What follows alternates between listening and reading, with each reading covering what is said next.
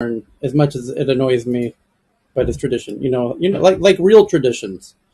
You know something's a real tradition when you no longer even want to do it, but you do it just sentimentally. So the top story today is July 27th, 2022. We're more than halfway through 2022 already. Can you believe this?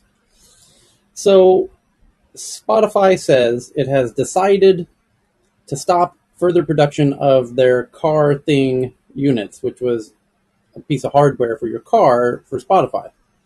It will take a $31 million charge, citing demand and supply chain issues. And that makes sense because something like this would normally be built out of Shenzhen, China. And with the lockdowns and with the supply chain issues, I can imagine it's incredibly challenging to start trying to do some new hardware that's sort of, how do we say, Shenzhen dependent to some degree. Just the timing is just very unfortunate. I don't think it's an issue with the concept. I think the concept is rather cool. But doing a cool concept that's dependent on Shenzhen right now is going to be very tricky at volume, which anything Spotify does is going to be at significant volume, obviously. So, But Spotify there was an article today in CNET expects to hit 450 million listeners by October. So they grew to 188 million subscribers and 433 million by the end of June. So they're just on a roll. yeah, I've been watching. They've celebrated every 10 million subscribers, and I remember the first 10 million, and then the 20, and then the 30, 40, 50. It's been fun to watch. Variety reporting that Spotify just did their Q2 revenues, their quarterly earnings, which rose 23% year over year to just about $3 billion for the quarter. That's a lot of money for a quarter. As its net losses widened to $123 million. So they brought in $3 billion and they spent 3.1 essentially. Yeah, that's what you want to be doing. That's how you do it. That's exactly as it should be. You're in growth mode. They're still in growth mode. That's good that they're still in growth mode. As an investor, you want them to be in growth mode. Once they get out of growth mode and start optimizing for revenues, that's when That's when you like become Netflix. that's not, you stole the words out of my mouth. That's where Netflix is at, and you don't want that. Anyway, monthly active users were up 19% year over year. That's what growth is. Your monthly actives are still growing in double digits year over year to, as Evan just said, 433 million, and premium users reached 188 million, up 14% year over year. Great. Spotify turned in strong numbers for the second quarter. Exactly right. We just read them. Beating expectations for total and paid subscriber ads and reporting 23% user growth. Now, you should have known that they were going to have a strong quarter. How should you have known? Because both Daniel and Martin, the two co-founders, the CEO and I think Martin calls himself the COO, or who cares? The two of them run the company. They both personally bought lots of shares in Spotify in recent weeks. And they even tweeted that they're personally buying it. That's how you know they're really confident that things are going to turn around for them. So the next article is from the Hollywood Reporter that Daniel Ek says Spotify plans to reduce the pace of hiring by 25% as things could get worse. Spotify stock jumps 10%, but as usual, another day, another banal reminder that another company is going to slow down hiring because of the economic cluster doo-doo. What's the technical term, Ben? It's a Clusterfuck. cluster, It's like a cluster bomb, but yeah, with little fucklets that land like a everywhere. cluster Hey bomb Tyler, you just of said something quite fuckery. interesting. Yeah. If I can interject briefly, you just said, I just did a calculation. So you just said that growth means double-digit growth per month. So that means minimum 10 is double digits. I'm good at science. If you grow at 10% a month for 20 years, then you go from one user to 8.5 billion users, which happens to be everybody on the planet. So this might explain the rise and fall of a lot of these companies. If they're expecting, because of their investment model, to grow at, as you say, double digits, so let's say 10% minimum per month, you go from one user to everybody on the planet in 20 years. So, and that kind of corroborates with the kind of rise and fall cycles you see with some of these things. If they didn't demand that growth, obviously, then that wouldn't be so unsustainable. But anyway, just an observation. Yep. Okay, next big topic today is from Bloomberg Interviews So, with more. Oh, go just ahead. a question, Tyler. Go ahead, Messi. Yeah, I was just wondering. So, usually when they have a strong quarter report, that their stocks go up, but they also, because announce the cutting off, the 20% staff, 1,000 layoffs and things like that. Their stock was down yesterday 15%. So, is that which one is good, or do they balance out, or how does that work? Well, I don't know if some people get fooled by these headlines that say, "Oh, the company's cutting 10%." If you're a regular tech newser, as everyone on stage is, everyone's cutting the bottom 10%. I even said, I don't know, a month ago, 6 weeks ago, that everyone's going to be cutting 10%. And because their investors are telling them to do it. Right now is the time to do it. You have this golden opportunity to cut your. By the way, every company that you've ever worked at, 10% of the people are cruisers, is the Silicon Valley term for these people. And they're cruising. They're just chilling. They're just cashing the check. They're just coming into work, jib-jabbing at the meetings, hanging out at the coffee machine, doing some emails, usually a bit late on those emails. Usually with the "I'm sorry I'm so late with this email" is usually a really strong indicator that that person's a cruiser.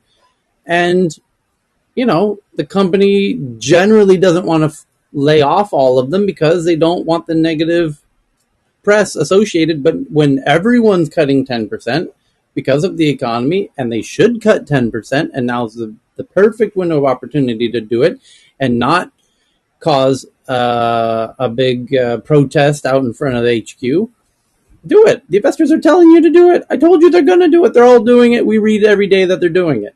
And today was Spotify's turn to do it. They decided to do it exactly when they turned in their quarterly earnings, which kicked ass. Interesting move to do it precisely then. So it kind of gets buried and forgotten because, oh, you're cutting, but you had a great quarter. What's going on? Well, that tells you everything you need to know, that a company who had a great quarter is cutting. Because they can, because they should. Everyone should. Every company wishes they could do this, cut the 10%. And you hear it in Zuckerberg's tone when he says, there's probably a bunch of you who shouldn't be here. Yeah. Everyone in this room knows goddamn well that 10% of every company is a bunch of slowpokes that needs a little bit of cutting. So they're doing it. They're going to continue to do it. If you're somehow zooming through articles and you see that and you think, oh, I'm going to sell the stock now because they're cutting 10% of the, you're just not following what's going on, the macro trend of things at the moment. It matters to me not at all that any tech company, startup tech-ish company is cutting 10% right now. I would expect them to. So I'd actually be more happy because it sounds like, especially if they're running their ship right, it could help their bottom line, improve their margins, a lot of different things. I'll tell you what, so Amazon secretly, internally, this isn't really publicly known. It's known within the inner circles of tech that Amazon does this essentially every year. And they have to be kind of crafty about how they do it to not raise red flags, but they do it. Because this was one of Bezos's sort of main principles, is we have to continue to improve the quality of the average team member. And so they have two core principles that kind of go hand in hand. One of them is cut the weakest 10%, in an annual fashion, not all at once to raise suspicion, and simultaneously they have a super core principle, which is every new hire should be done with the idea that it's better, it's improving the team that they're joining. that it's kind of we're bringing in somebody who that can improve our team, and that the team together kind of works to approve the new hires in a way with a core principle in mind that this new team member will be uh, elevating the capabilities of the team. And I think that's, and I love that concept, and I think it's done them very well. I think Amazon is likely. I mean, there's a lot to be learned from there. I guess I don't know if there's books been written about this shit. I'm just sharing stuff that I've been. I mean, yeah, you got the old Jack Welch. You remember the old GE? Granted, GE is not what it used to be now, but drop the Neutron jet. bottom 10%. Yeah, neutron jet. So anyway, these are just lunchtime conversations I've had with people at Amazon who reveal these things. And so what? Go ahead.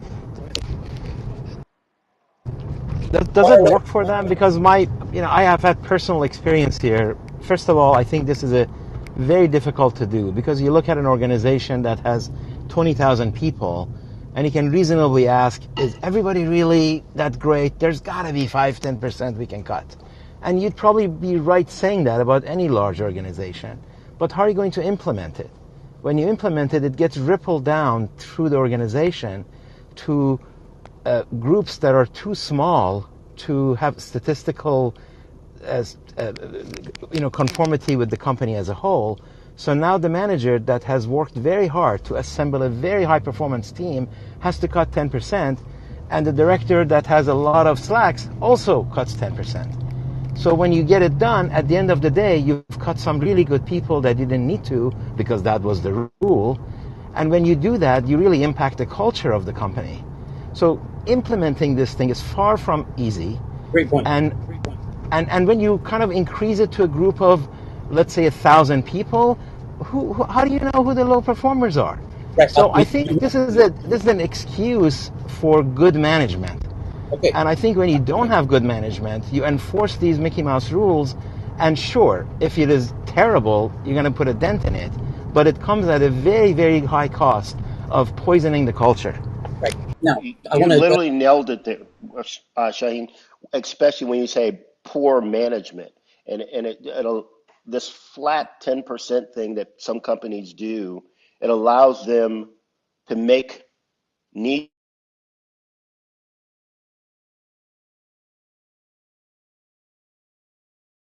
We lost you. Oh, I thought it was me. So the other aspect of this is that the notion that somehow our team is going to be above average compared to all the other companies who are also doing this at the same time is a little bit kind of mathematically hard to get. Again, nothing really replaces good management practices with courage, with love, with understanding of what you're doing when. So really the conclusion for me after all these years is that the root of all evil is bad promotions. And in companies, bad promotions happen. You promote someone who shouldn't be promoted, they'll go hire bad people, and then before you know it, it's kind of become a difficult thing to fix. And Yeah, yeah. Yeah, Steve Jobs yeah. called it Could the I, bozo effect, right? There was a famous video of him talking about the bozo effect. You hire one bozo, and he hires two of his bozo friends, and they hire two of their bozo friends. It was a pretty funny video if you want to find it. yeah, I think the observation that it's a very crude tool to riff the bottom 10% of a company depends upon exactly the notion of, do you have good managers? Because the CEO can identify the bottom 10% of a company with 100,000 employees. It has to be people closest to them, their managers, which may be, even in a relatively flat, large organization, 3, 4 levels down from the CEO. So if they don't have a culture of promoting based on merit as opposed to promoting based upon loyalty, and people who become very effective at managing up, not necessarily managing out or managing down, but managing up.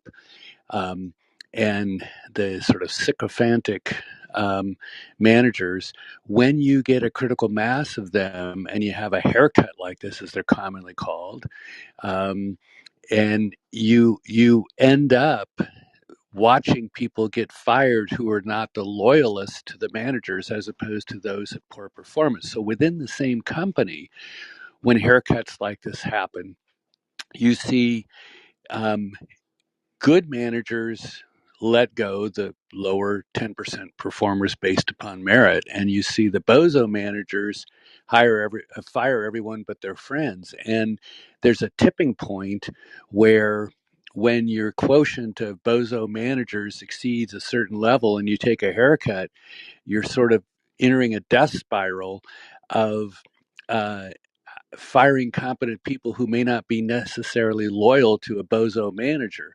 And it really is, you can see this happen in the decline of corporate bureaucracies. I've witnessed it myself very directly, where bozo managers are hiring the only people who perform well because they're not loyal to a bozo manager. And it really is bad. And back to the Jack Welch reference, Jack Welch really pioneered this concept and advertised this concept. And when he was at the helm, it appears from the performance of the company during his tenure that they had both a mechanism of preventing bozos from becoming managers and a cultural acceptance of the fact that, look, if you're not on your toes every single year, you're out. And a lot of people credit his success as a CEO to that annual riff of 10% of the lower performers and the ability to infuse new blood and new energy into the company. But if you don't manage the managers, you can't manage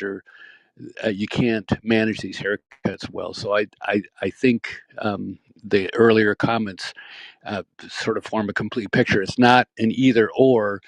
It's if you have both of those in place, it's very effective. If you don't have good managers, you can't implement it well. A couple of things I want to share real fast. I just pinned an article to the top of the room from Bloomberg that says Amazon is focus of push to curb rank and yank ratings. What it says is, for years, white-collar employees at Amazon have accused the company of using opaque rank and yank performance reviews. And this is to Shahin's point of how would you do this? And it's called, internally, they call it stack ranking. So they actually rank the employees, so they know who the bottom percent is. You're number, 10,005 out of 10,010, you're going to get cut. So if you rank the employees, that means there's a file with your performance score on it, which that's a problem when you start doing that.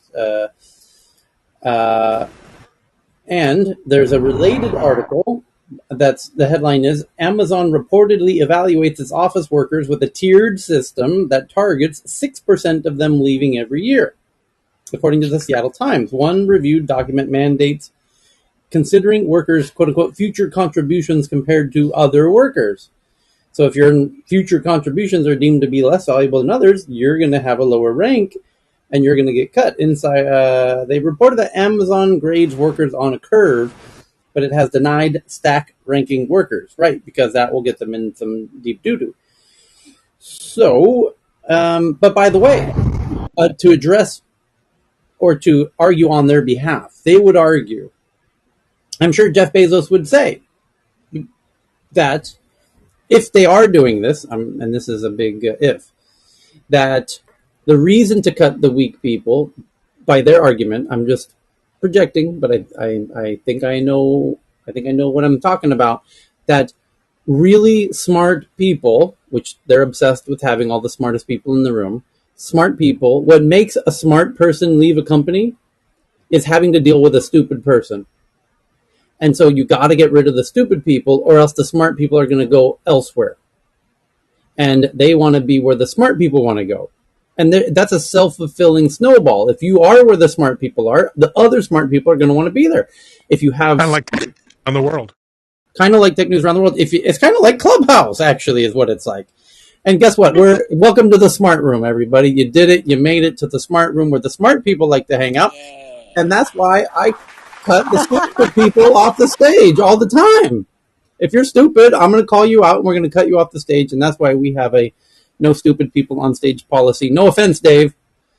But um, but yeah, that's what happens. The smart people like to hang out with the other smart people, and that's why I continue to come here every day because I like to hang out with you all. So the same thing happens at companies on a much bigger scale, and Amazon knows that, and so there you go. So the next Hey, big Tyler, Tyler, real one quick. more comment on this. yeah. So I don't know how Amazon does it, and they've got good processes, etc. So I won't judge them. But my experience is that this is how it works: that you have a group of 20, and you ask the manager to go stack rank. They also sometimes call it lifeboat exercise, who are you going to throw overboard because you have to. And at the 20-person level, it is very easy to stack rank. They can go huddle for a half a day or a day, and even then, lots of debates happen between, like, the manager and whoever is kind of advising them. Then you go one level up. So now the managers have to vouch for the people that they have stack ranked, and somebody says, look, my number 20 is way better than your number 5, so I should get no cuts, and you should get all the cuts, the other groups. The moment you go one level up, the guys who are deciding are too far away from it to really know who the real weak players are. So it becomes a question of, like in a focus group, the guy who talks a lot is going to get their opinion recorded. So, and as you go one level higher than that, it just completely degenerates. It becomes extremely difficult to actually have metrics that are valid. The big problem is that incompetence is not uniformly distributed. Hey, man. The only thing I wanted to say about Amazon and why I think they're probably doing some of this, especially a number of these companies are getting, I'll call it a little bit more mature, but Amazon is not fully just a tech company now that they have all these warehouses, all these other things. So they're having to do what a lot of our older companies had to do, rack stack and move out. So it'll be interesting to see if they're really holding these requirements the same across the board on every job function, or is it more the hourly or the less tech type of jobs also? Okay, are we going to the next story now? Here we go.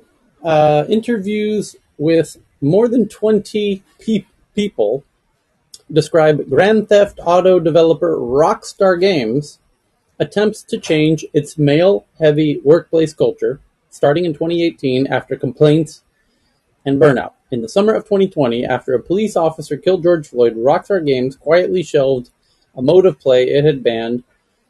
Anyway, so Bloomberg has interviewed 20 or more people who described Grand Theft Auto developer Rockstar's attempts to change its male-heavy workplace culture. Okay, great. Next up, also from Bloomberg, says they've got sources that Senate Majority Leader Chuck Schumer told donors at a fundraiser that the AICO Act, ICO, to pare back the power of big tech companies doesn't have the votes. Senate Majority Leader Chuck Schumer told a group of donors that he doesn't believe there are enough votes in the Senate to pass the ICO Act. Another journalist at Bloomberg also reporting a related headline that an illustrated look at the bipartisan American Innovation and Choice Act, that's ICO Act, on U.S. tech giants seeking to ban self-preferencing and improve competition.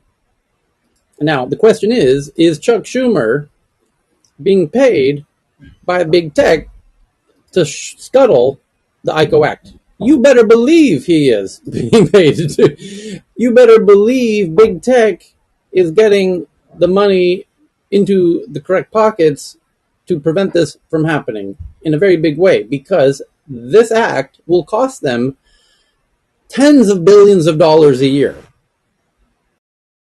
Literally tens of billions per year.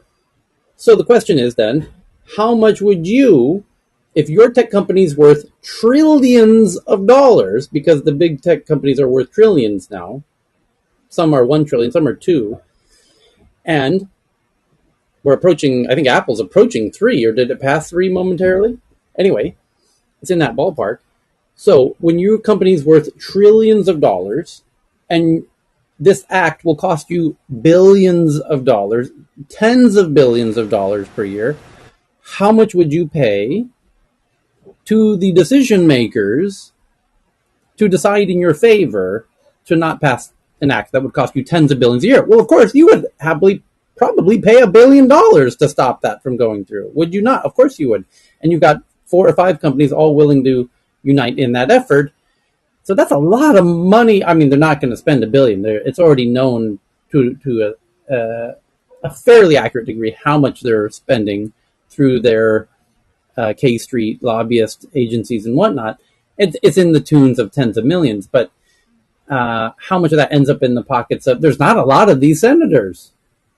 There's 100 senators, so you do the math. Yeah, of course Chuck Schumer is getting a bit of this big tech money, so there's a bit of a conflict of interest, and we're going to see how this plays out when they do this vote. But he's already saying he doesn't think it's got the Tyler, vote. Take it away, Ken. Tyler, how this really works at this level is virtually every member of the Senate is going to get some money from all of these companies because they're that big. Then some get more than others, and it's going to be in who's in what committees and everything else. And because it's not a bill that can pass through reconciliation, they have to get 60 votes because of the filibuster. So probably what happened, what he's probably really saying, and I haven't seen the article, is that they can't get to an agreement. Like there might be different senators that want to regulate big tech, but they may all want to do it somewhat differently, and they just can't get to a 60 vote cohesion. I mean, that's probably the more likely situation that just happened. They just can't get 60 votes on how to do it because this is one of the few things that are actually bipartisan. I was You have about Republicans and You stole the words Democrats. out of my mouth. This is a bipartisan issue. Everyone conceptually is on board with it. The only thing that would stop this from going through is, did you hear that sound? Did somebody hear a sound? The only thing that would stop it going through is a little bit of that, grease in the wheels. You know what I mean? Yeah, and Tyler, officially, Facebook in 2021 spent $19.68 million on political lobbying or on lobbying, right? But we know there's official money that's on Facebook's accounts, but then there's many other ways to lobby, right? So 19.68 does not sound like a lot of money. No. This is also how not just big tech or Wall Street or any other big US and other corporation rig the system. Sometimes they may be doing and looking for favorable policies that works well for them, but sometimes it's just that they are trying to make it possible for others even to do good business. Like Facebook is trying to crush competition from even coming up to anywhere, any startup. So this is stifling innovations as well. Yeah, the big ones will be staying bigger and bigger and bigger, but the little ones cannot get off the ground because they just managed to get there and forget that they were also using the same ladder to get there, and they just try to kick away that ladder so that no one else can get there. So I mean, to me, it's just is not a fair playing field. I'm done anyway. I'm done speaking. Next big topic then is Google announces Maps update. Photorealistic aerial views of nearly 100 landmarks, more detailed cycling routes, and improved location sharing. Google facing increasing competition from other apps like Instagram and TikTok when it comes to consumers searching for things. And there's a related article that says Google plans to relaunch Street View in India, starting with 10 cities, over 10 years after the service was suspended by the government on security grounds. Okay. So there's one, I bet this article, which is being covered by TechCrunch and others, Engadget, The Verge, Mac Rumors, Tech Radar, the regular suspects, failed to mention how critically important Google Maps might become in the near future. That Google's going to have a whole new appreciation for their Google Maps asset or product. Because it is potentially the gateway to e-commerce for Google. How so? Well, as a resort owner of a beach resort in Thailand, I can tell you, I see how they're making incredible amounts of updates recently to the business profile page for businesses. Meaning, if you're a business on planet Earth, as opposed to the other planets, then you probably have a page about your business on Google Maps. So when you're on Google Maps and you go find your location and you click on your location, there's a page there about you, and it's got all kinds of stuff that your customers have put about you, including lots of photos, like hundreds of photos of all of your dishes if you're a restaurant, and reviews of everything that you're doing. And the reviews are getting more and more in depth, meaning it used to be a singular score of 1 to 5 stars, and you would get an average of like 4.2, 4.5, whatever. Now the stars are getting much more granular, meaning if they know you're a restaurant, which your customers are telling Google, Google's asking, is this a restaurant? And Google's starting to interview all of your customers and asking them dozens of questions, like, is it wheelchair accessible? What time did they offer you free water? Did they have free Wi-Fi? How fast was it? On and on and on. And can you please not only rate the business overall, but could you please rate the food 1 to 5 stars? Could you please rate the service 1 to 5 stars? Could you please rate the ambiance 1 to 5 stars? Could you please rate the value 1 to 5 stars? Do you see where this is going? They're trying to collect as much data as possible about every location. Why are they doing that? Because they're building a replacement for something that's even far more valuable to your customers than your own website. They want your menu. They're asking your customers to upload photos of your menu.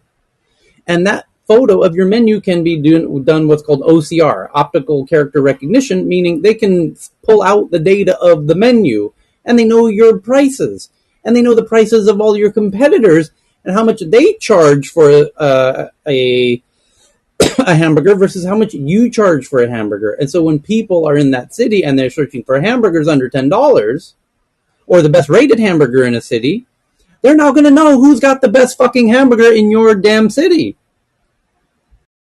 So now watch where this continues to go, because if they've got your menu and they know the price of all of the items on your menu, they're a baby step away from allowing people to buy the hamburger from that page. And now every shop on the planet is now doing e-commerce, even though they didn't know they were. Oh, but wouldn't that be nice if Google had a system of autonomous vehicles driving around to deliver that hamburger to you? Well, guess the fuck what, Tyrone? They do. It's called Cruise. Or Waymo. I'm sorry, Cruise is the General Motors version. Waymo is exactly that. It's autonomous vehicles driving all over the place. That project is, those wheels are in motion, no pun intended. Very literally happening. So watch how all of those little seemingly separate projects converge in the very near future. And you as a business are going to wake up tomorrow and realize, well, first of all, they're allowing hotel pages. So when you go to, I don't know, and pick a city, New York City, and you click on a hotel location, it will ask you on the Google Maps page, profile page, you can now book directly on that page. That's e-commerce happening on Google Maps in a very real way. So if they're allowing the hotels to do that without the hotel even knowing that that's happening, how does that happen? Because the hotel works with Booking.com, Expedia.com, Airbnb.com, and all of those. The hotel has those partnerships, and if you went to those websites, you can book it. Well, guess what? When you go to the Google profile page for that hotel near Central Park, it's going to show you all of those in one easy glance, and you're going to be able to compare the Booking.com price versus the Expedia.com price versus the Hotels.com price versus the HotelsTonight.com price versus the Airbnb price versus the hotel's own personal direct booking site, Marriott.com or what have you. And it'll show you all the prices, and you can pick which one you want to buy from directly on that profile page, which Google lets the hotel manage and update and provide more photos and more data and more text and everything else, but not own. You don't own it. They own it. It's their data. It's their site. So, and you can become a verified owner of it, and then it gets a little check mark, and that means that now, oh, by the way, once you verify that you own that page, the customer can now message you through that page.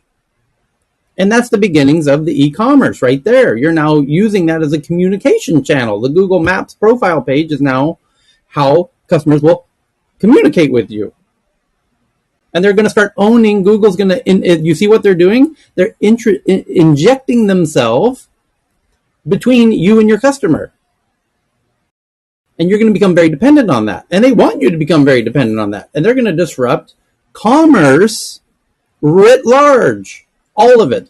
So, I hope it's all, and they've got the delivery for all of the e-commerce with Waymo. So get ready. Google's not effing around. They've got a potential Amazon killer on their hands, and they're rolling it, and I'm watching it every day. The number of updates that are happening to the Google profile page is really impressive if you follow that very closely. And I happen to know the guy who birthed that whole effort at Google, Lior Ron, who, by the way, now works at Uber. He runs Otto, their autonomous shipping company. And in between the two, he was running Google. When Google bought Motorola, he was running the Motorola team for Google. He reports directly to Larry and Sergey. Anyway, but he's now over at Uber. Brilliant guy, by the way, and he instigated the whole Google Maps profile pages at the beginning, before I was friends with him before it launched, and I knew it was coming, and that's related to my own personal startup that I did back in 2010, 11, 12. So anyway, it's interesting to see how that's now evolved into a potential e-commerce mega player. Oh, by the way, what about the metaverse? Because if you look at this headline that just came out today, which Cheryl kindly pinned to the top of the room, you'll notice this is the metaverse, is what this is. This is you flying around London, Paris, Rome, Athens, etc., in a very metaverse-like experience on your phone for now. But what happens when you slap on a pair of Google glasses and whatnot? Is not Google Earth and Google Maps, as they get into these really high-resolution versions of all of these buildings. Oh, by the way, all of Google Maps is, every object in all of Google Maps is now 3D rendered. Oh, gee, I wonder why they're doing that. So get ready for e-commerce in the metaverse. Who do you think has the head start on that? Google's got it all really tied up nice with a bow and whipped cream and a cherry on top, and people don't even know it yet. That's a really interesting move that they've been steadily, quietly working on behind the scenes in a way that the journalists don't even know who wrote this article, aren't even aware of. They don't even mention it. So anyway, end of rant. I wonder Just why as a small Google's detail, results were Google. up 5% yesterday. So yeah. Sorry, just as a quick comment, Google Maps, for example, when they first got it up and running, they had this feature where you could edit the map if there was discrepancies, and people kept having to switch their neighborhood because there was some drift, and they found that actually they had to correct for the shift of the continents, which is on the order of inches per year. So Google Maps is a very interesting metaverse platform to do that on, because it probably most accurately or most representatively kind of showcases our planet, at least to a physical level to some extent. So just a little fact there. Hey, Tyler, if we could just go back to that story with the big tech bill, because you were definitely onto something, because I found something that wasn't mentioned. The New York Post is reporting that Chuck Schumer's got two daughters. One of them is a registered lobbyist for Amazon, and the other one's a product manager for Facebook.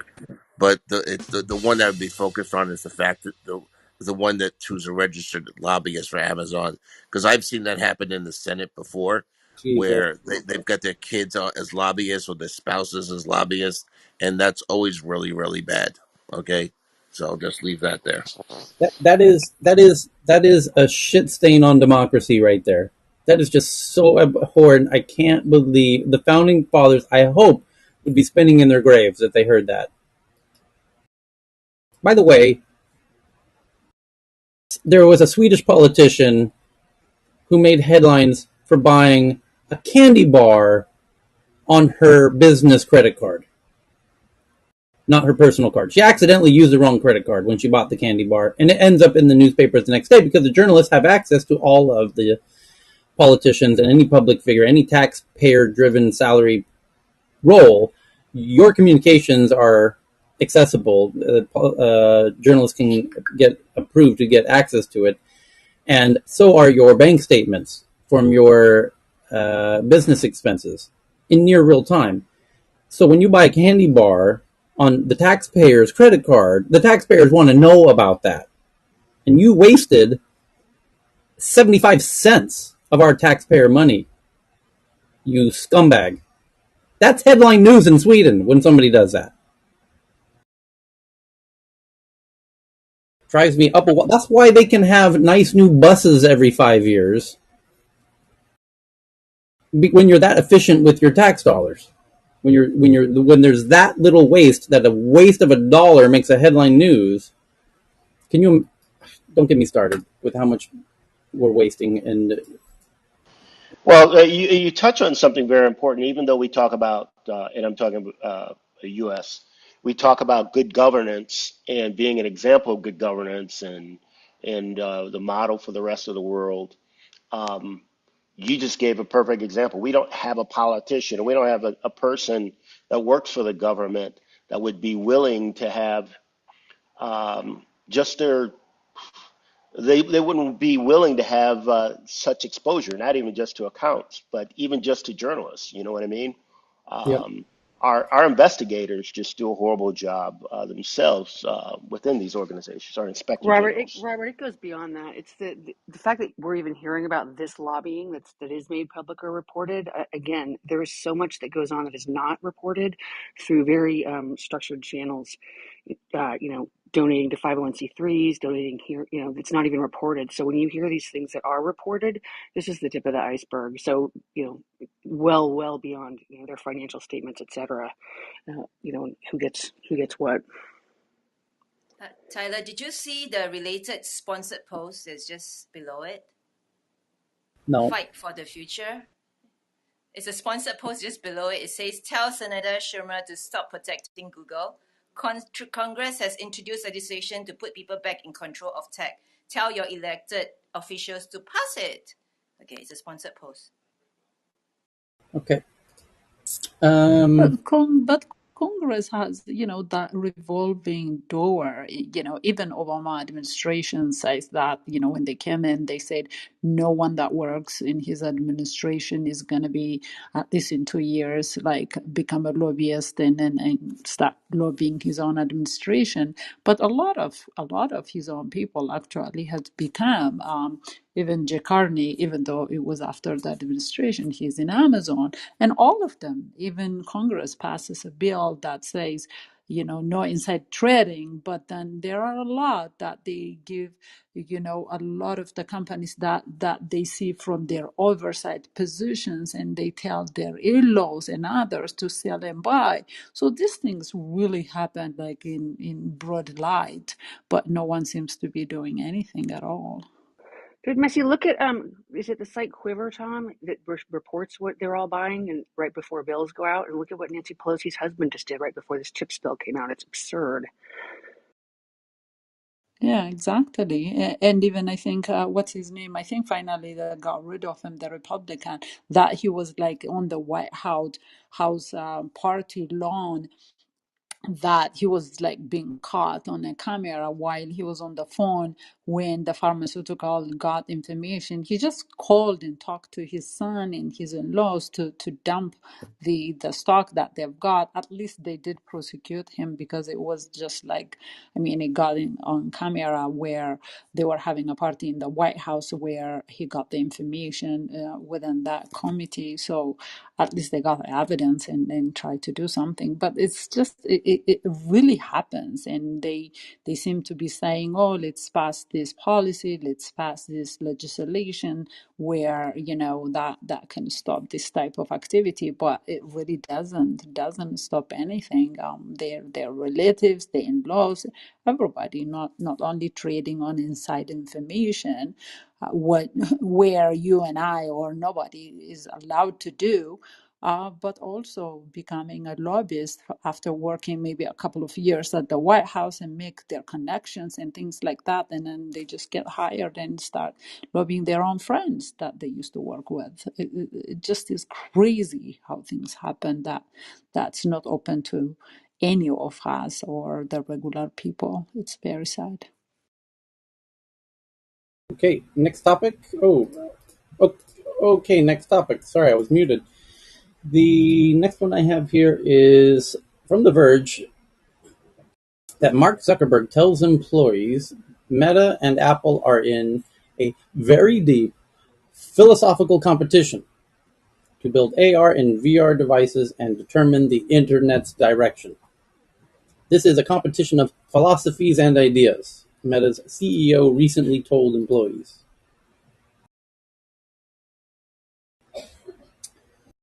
The Meta CEO told employees earlier this month that they're competing with Apple to determine what direction the internet should go in. Quote, this is a competition of philosophies and ideas where they believe that by doing everything themselves and tightly integrating that, they build a better consumer experience. Yeah, that's traditional Apple anyway. And we believe there is a lot to be done in specialization across different companies, and that will allow a much larger ecosystem to exist. Right, that's the Windows philosophy, and that's why Windows handedly destroyed Apple on the desktop era. But the Apple approach worked really well in the smartphone era. And the question is, what will work best in the metaverse era? The more kind of closed, vertically integrated, highly curated experience that Apple's notorious for, or the partnership approach. And it really comes down to, I feel like there could be great arguments for both cases when it comes to the metaverse. It Is depends how this many sort of metaverses you want, I think. is this sort of like beta in the VHS challenge about 50 years ago? That's a version of it for sure. Yeah. And he's right. Mark Zuckerberg's totally right. And it could be, when I think of, we could, do the intellectual kind of exercise of arguing the strengths and weaknesses of both sides.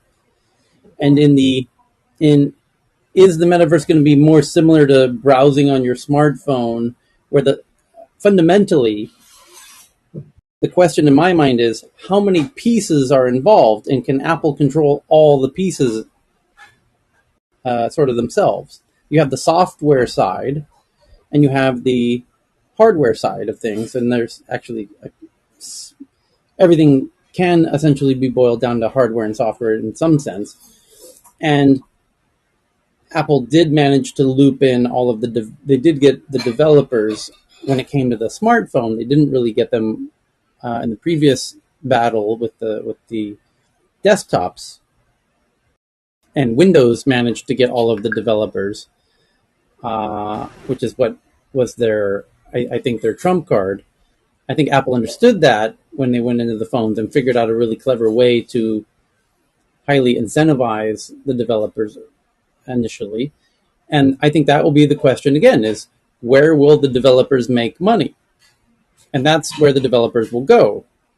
And you can get a real head start on that. And that seems to be what Facebook has been trying to do, is get the head start with the developers and empower them and enable them. And that really seems to be all the big tech companies really seem to understand that, and that's why they do these massive annual conferences where Facebook does F8, Google does Google I/O, um, and Apple does the Worldwide Developer Conference (WWDC).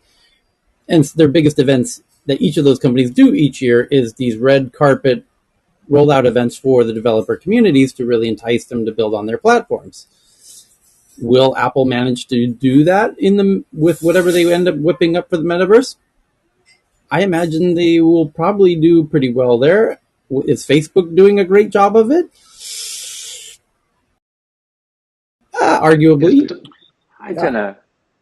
Tyler, I was gonna Fund. say maybe it's not either of those. Maybe we're missing another player. Like maybe it's a Unity that's actually going to be behind the metaverse, I or maybe completely maybe agree with that. maybe one of those companies buys Unity and that becomes the platform that developers build. I'm not a metaverse expert, but I believe Unity is really important in the metaverse, right, going That's forward.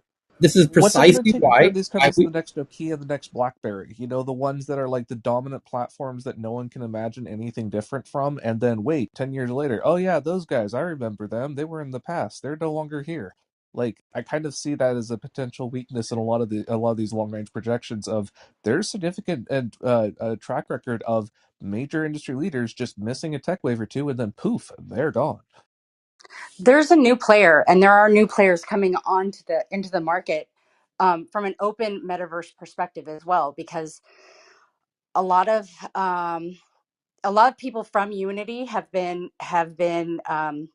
leaving the company, not for any bad reasons, but simply because they don't like what they're seeing in terms of, you know, the Facebooks and Apple sort of taking over in these closed or walled garden environments, because the metaverse really should be an open place where we're not seeing a lot of interoperability.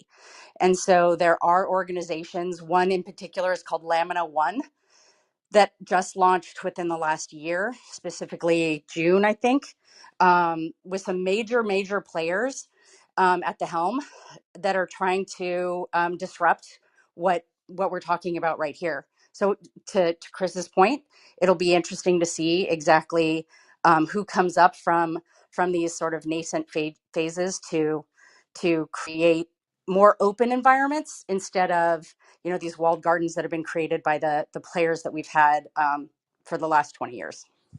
I think that there's a couple of things that are worth saying, and I listened to yesterday's conversation on replay.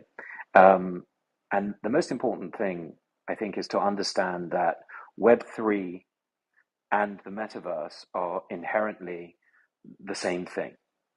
And if a better word than the metaverse is ultimately should be referred to as the multiverse, because there isn't going to be one metaverse to rule them all. It's more like the way to think about this is that it is the volumetric web, so that you will explore the next version of the web, which is why people call Web3, is to say that it's the next version of the internet. So the next version of the internet, we've said, is read, write, own. So the economics of the model have to be open, because if they're not open, then it's not really an innovation.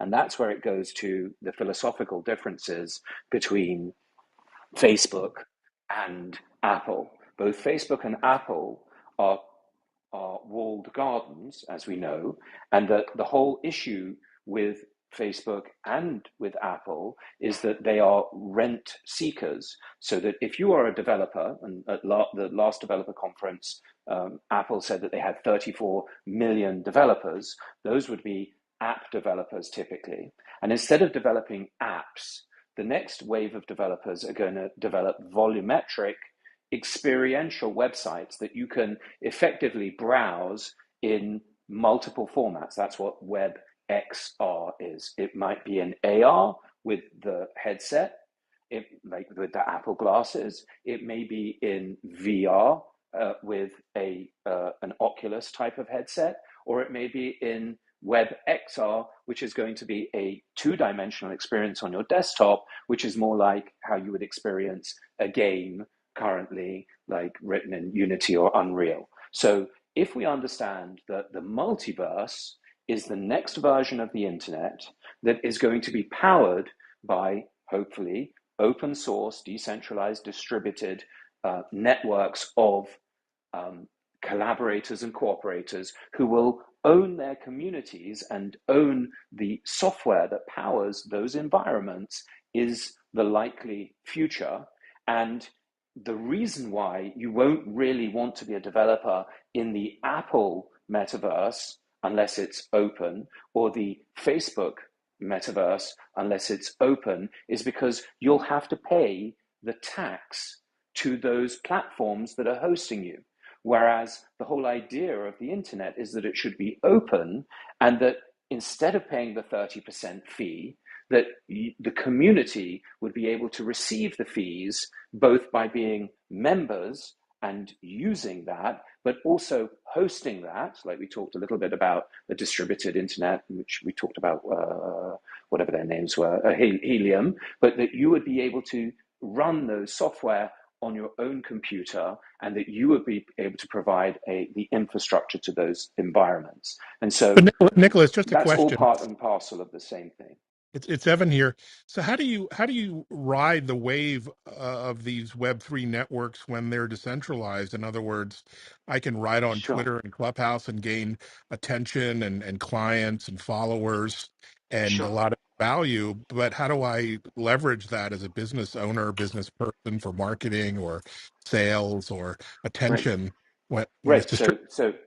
So when it's distributed, all you're really doing is much like we talk about, the social credit system, right? So we all bemoan the Chinese social credit system, and we talk about, or I do, and we talk about surveillance capitalism, which is all about the fact that they own the data and they resell your data to advertisers. So 95% of Google's business, they just announced their results. They kept their ad sales strong in the browser, in the search market, because that's all they really do, right? And that's because they're reselling your data. So now imagine that you're on a new website in the multiverse, and that web presence essentially is community owned, and that you're able to contribute your data in a private yet provable way using ideally zero knowledge proofs, so that you can now be part of that network because you are registered on that multiverse website.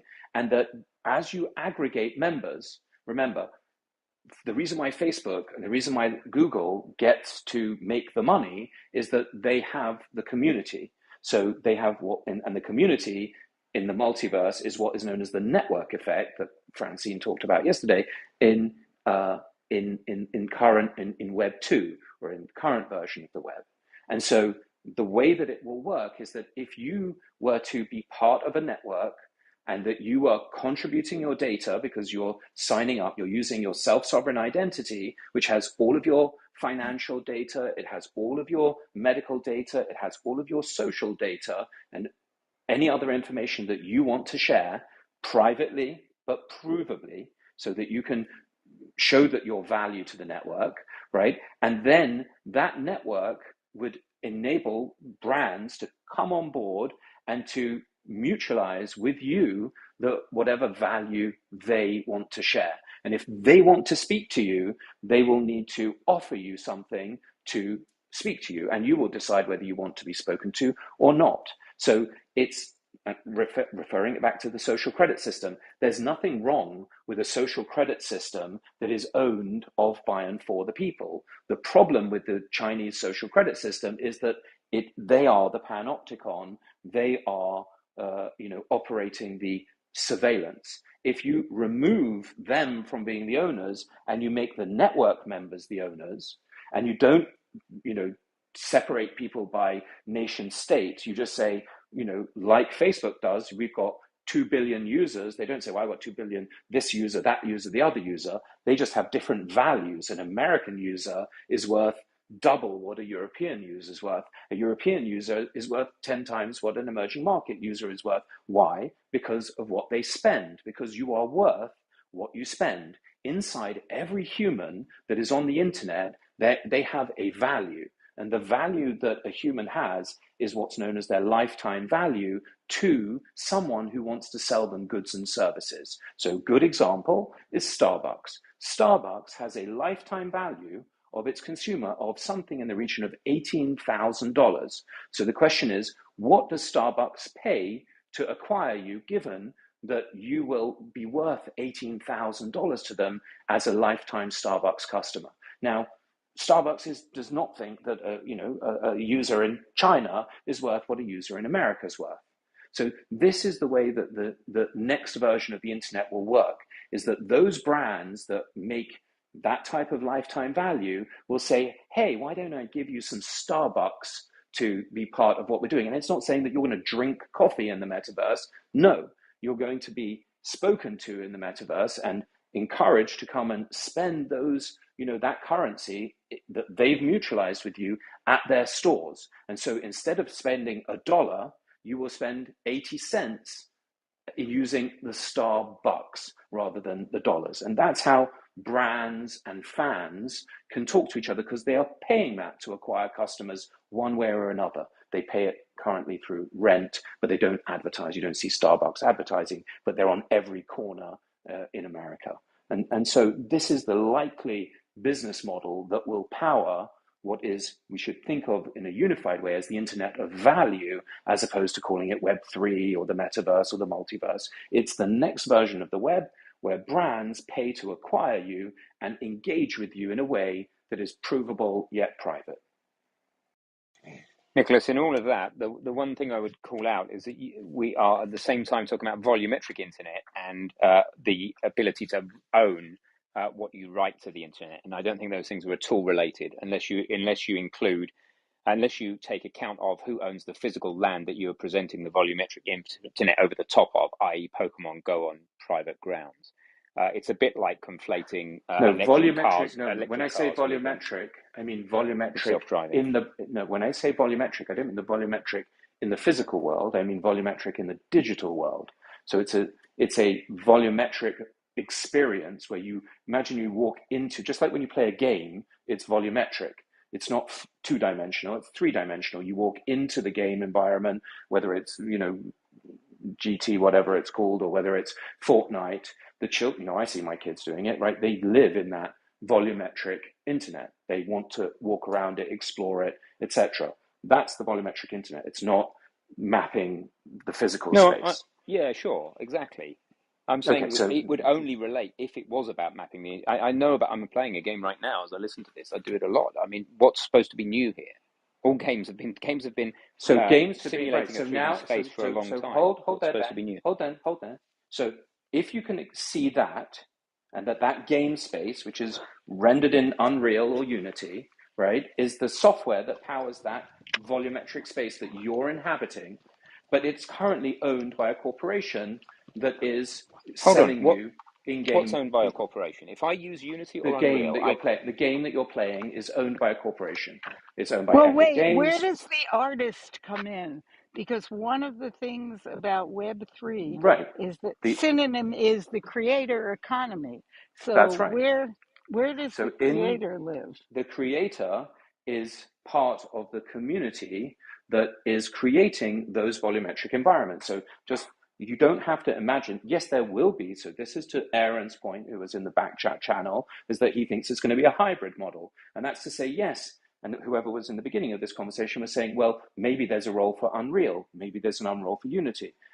There's a role for all of those guys. So there's going to be a hybrid of corporations that provide volumetric experiences and communities who create volumetric experiences. And when it's community-based, it will be owned by the creators who are utilizing software to build those volumetric experiences. Just like people built websites, just like people built apps. Do you mean like Minecraft and Roblox, Nicholas, just to be clear? Well, because this already much exists. Higher fidelity. Yes, I mean a much higher fidelity version of that. But instead of Minecraft being owned by Microsoft now, right, it will be owned by the creator community, that will have the ability to own. The reason why the creator community cannot own those things at the moment is that there's no way to collaborate and cooperate trustlessly, right? Because you have to create a corporation in order to put everybody's interest in place. And as soon as you fund a corporation, the people who put up the capital will want to own that corporation that owns Minecraft. When you have But by trustless. creator, wait a second, Nicholas. With all due respect, this is a complete renaming of the word creator or reformulating of the word creator. What happens to musicians, writers like myself, you know, Yeah, so you have, so you painters? still, you are going to publish. So the You get evolution of the automated. internet is reading, writing, and owning. So at the moment, when you create something, you sell it to someone else. If you write a book, you are going to need a publisher, right? You self-published on Amazon, I think, right? But other people, so you'll be able to self-publish. And the question is, how will you enforce your digital rights? Because you have published content. Now, if you've published it to a public blockchain and you've registered your IP on that chain, you still need that chain to enforce, someone to enforce your intellectual property, right? That's part where it touches the real world, because you would then say, I created this content, I created this imagery, I created whatever it is. So that's where the creator comes in. The creator needs to publish or write to the public blockchain, to the record essentially, that they created this product and they've got IP rights around that product. And then it can be used, and you can use blockchain technologies. Again, I would suggest our technology would be the likely one that will give you that capability. Why? Because you need to have the ability to attach it to you somehow. And that's why you need identity. That's why I've always been talking about self-sovereignty and self-sovereign Hold on, identity. Nicholas. Hold on. Because that's how you bind, wait, 1 second, Ben. That's how you bind what you've created out of your mind to you. You need a way to take something that is ephemeral, your beautiful pictures or your beautiful words, and bind it to you, and then publish that, and publish that in a way that you, and to a community, wherever that community is, you're going to launch your own public blockchain that is the Writers Guild or whatever it might be, and say, I will, support the Writers Guild because they will protect my intellectual property on the web, for example. Just as an example, I'm not saying that's what you will do, but that's how it will work, So or that's hold how on, it hold could on. work. Geez, Nicola, I've listened to you for God knows how many hours. I think I have come to the conclusion you're the most eloquent spouter of absolute rubbish I've ever heard. But I've tried to reserve that judgment for a long time. What the hell are we talking about? Either I'm not intelligent enough to Uh, understand this, or this just rubbish. Look, you Okay, just said so first of you all, put some Ben, artwork. let me just say something. That's an You ad can't hominem call. attack. Which Listen. You look, don't need to insult me because I'm trying to help you because you're the one that can't figure out how to do this stuff. I'm Okay, not so trying to that's the figure it number one. out. That's number one. So I I don't don't want to call figure it out. you an idiot, No, and I you're I'm not don't trying say to saying that you're you're help saying talking anything, me. rubbish. Nicholas. Hang I'm on. not. You're trying to help me So don't because say that I I'm want spouting to do it. rubbish when you Well, don't I look, want understand something. I Just say, want to I do don't it. understand. I Will don't you help understand. me? Yes. Okay, so will you help me? Say, Ben, will you help me Gentlemen, to take a understand? deep breath. Deep breath, No, I just don't please. need to be insulted when you don't know what you're talking about. So just because you don't know what you're talking about doesn't mean that I don't know what I'm talking about. I I'm want So concerned, someone Nicholas. I to don't. help me. I, check yourself and ask me a question that I well, can explain to you because I'm not well, that's what I'm spouting trying. rubbish. You are finding it unable to express yourself as a compos mentis human. Okay. Well, So let me ask you some questions then, check It's Nicholas. yourself. okay, Yeah, so don't guys. Take a insult deep people. breath. Take a deep Nicholas, I breath, look, don't, I'm. please. Aaron, I don't need to take a I, deep breath. I just need someone to ask me a question rather than insult me. I've got some questions, Nicholas. So ask the I question, am Ben. struggling to follow your arguments, and I am concerned by proxy that a lot of other people might be struggling to follow your Well, arguments. then Okay, let them and ask that it questions. really Don't well. insult Let me people. ask. Let me ask some My question questions. is Maybe be a very little bit more clear. thick-skinned, buddy. How does an No, I don't how need to be does a thick-skinned, Ben. I need you to ask a question, and Well, I've I'll got a guys, give you an question. answer. how does a Well, let writer like me participate in this? How do I I do will it? explain it to you again. You need to have an identity in the volumetric world, right? You need to have a digital identity. At the moment, if you write a book, Or if you publish a patent, you have to do it in the physical world, don't you? So you have to find an equivalent Yes. to How do I enable you get, to do that how digitally. do, okay, how do I get a digital identity? You need to be able to register that unique identity on a self-sovereign digital identity platform. That is the Is that beginning of that is journey. that Yes, oh, that is in existence. That is, you can go okay, right now to Verus.io and you can go and buy your name, Dr. Is it you, Dr. Fran, or am I speaking to Francine? I don't know. I Dr. never can tell. Francine. So you can go and buy See, I Dr. want to try Francine this at, out because I am a very you clear can do it writer now. and I've been doing technical writing for years and I Fine. want We to would love teach a it. technical writer. We are looking for technical writers who can bridge the gap for people like Ben Yes. who are frustrated when they can't understand things. Don't So name I would Ben love, by name. well, Play people in general people because in general, but Ben was the one that was struggling. So you've asked the question. You can go right now and you can go and register Dr. Francine at, or your full name, or whatever it is that becomes your unique ID. Nobody else in the world will be able to own that identity. That will be your on self sovereign identity. anybody's metaverse, on Meta's, on Google's. On a fully distributed, decentralized internet, right, which is going to be not uh, Apple's metaverse and not Facebook's metaverse. On Facebook's metaverse, you will have to register your identity with them, just like you do now. They will own your identity. That's the whole big shift.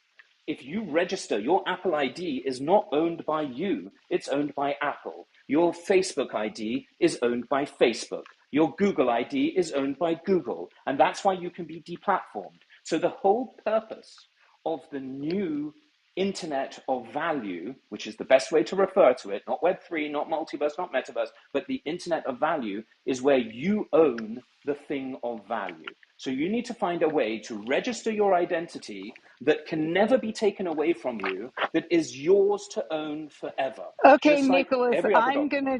Nicholas, I am gonna do this with you, and I'm Contact me going to, in the meet space, and I will take you through that. um, What was that website, Nicholas? Verus.io, Verus.io. Okay, I'm going to pin it on top for anyone that's interested. yeah, I'm I think walking the if we're still dogs. talking about the meta thing, at the end of the day, this is all irrelevant if it's too hard to understand, Right, and the that's why. population Okay, but guys, doesn't That you is utilize have it. to So understand. You have to my understand. point. I Let's no let one one understood person talk. TCP/IP. No one understood HTML. No one understands it. We are at that I taught it stage to of the tech. everybody. Okay, I well that's taught why it. it's great. But nobody else knows what TCP/IP is, right? right, Nicholas, I understand that, So but there's there was a layer phases. put on top for the common Right, man to and so understand it, right? that's why you need to understand where are we in the development of these technologies. Now, everybody who wanted to make it easy went and they put a Coinbase on top that made a centralization force on the decentralizing force because the technology was not yet capable. Once you have a full protocol like TCP/IP, then you can build on top of it. We are just completing the protocol, right? You have to get your full protocol to full mainnet in order that people can then develop the next layer on top. Now, other people have tried to shortcut that. And by shortcutting it, they've Like created all these Mirror hacks, XYZ. right? All the hacks, and anyone who hasn't done it fully decentralized, and anybody who gave themselves a giant chunk of the network. They created a problem for themselves because by giving yourself a giant chunk of the network, you create a securities problem and you also create a domination problem. And that's why Bitcoin is the perfect example because the only person that has a large allocation is Satoshi, right? And the early participants. But the idea is that there is no Bitcoin company. It is owned of by and for the people. That's why that's why it is the right formulation. But it lacks composability. It is not programmable, and does not have a good identity technology, and it does not have an ease of use. That's why everybody rushed and they went onto centralized platforms, which Everybody who's a Bitcoiner will say, not your keys, not your crypto. It will be exactly the same thing. Not your ID, not your identity. And that means that you will not be able to be a creator in the new version of the internet because you'll be creating on somebody else's internet. I That's think the whole it's point. So hard look, to visualize because people just want to see an app. You know, they're like, okay, just show me a device or an app or service, and I want to get on there and start creating or communicate. there's so How many is this? layers. There How are so is many this Hard. layers. different, Paul? There are so many layers to conceive. I just Nicholas, wanted. So go ahead, Nicholas, Francis. how is this different from WordPress.org and .com? WordPress is a private company. WordPress is not decentralized I and distributed. It is not no owned by its dot members. Imagine .org if WordPress, dot, imagine if, .org was decentralized in the beginning. If you wanted to run your own server, you ran right, it on and now, WordPress.org. right, and so, and you could, People didn't want to do that, honey. That's why WordPress.com came about. right, because it needed to be funded by capital that was asymmetric, because you have to buy the network. That's what every single Not only that, VC, it was that's what every, the major simplicity issue, which was people wanted whatever was simpler. There wasn't when Matt was doing WordPress.org, and the hardcore geeks could overcome the friction, the mental friction to set it up, and a very limited number of incredibly small margin of people were able to do that.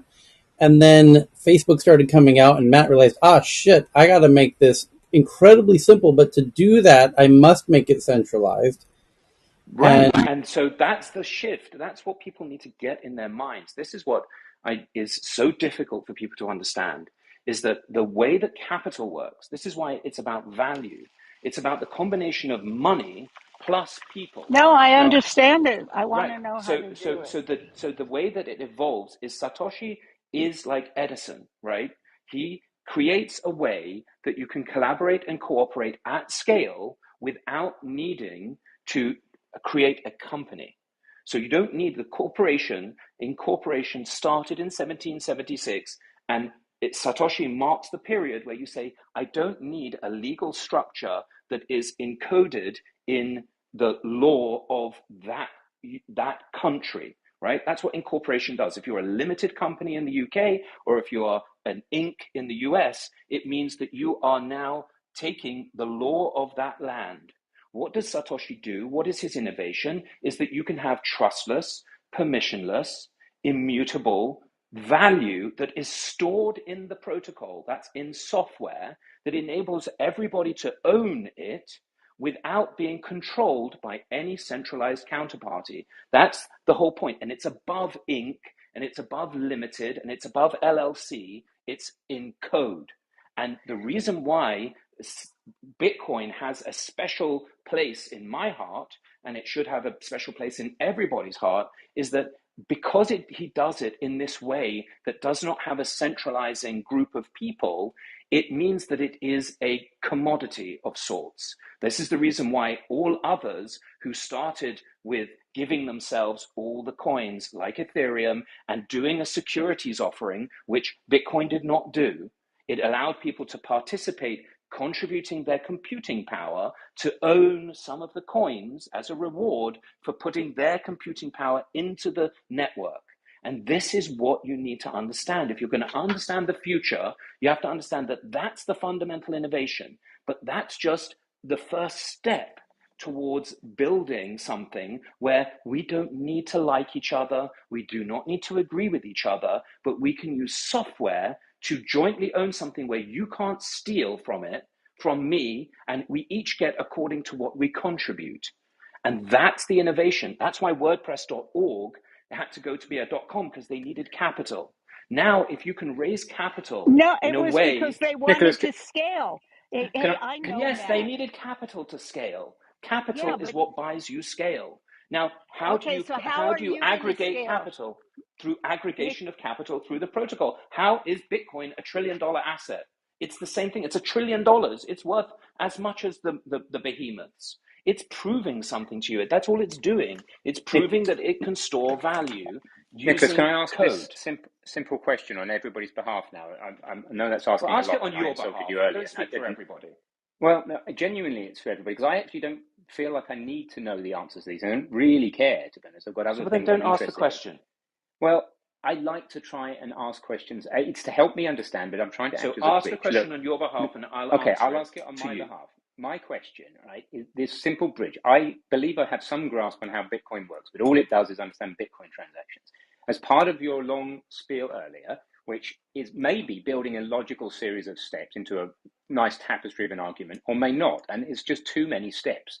The one that I got stuck on was when you said, imagine you register something, let's say a piece of artwork, let's say the technical paper that Dr. Francine has written. We know we can't put the paper itself on the blockchain because the blockchain would get too big and couldn't achieve decentralization. And I believe you that you're saying that you could put that file somewhere else and store some sort of reference to it and use various technologies to do it. I'm happy with that.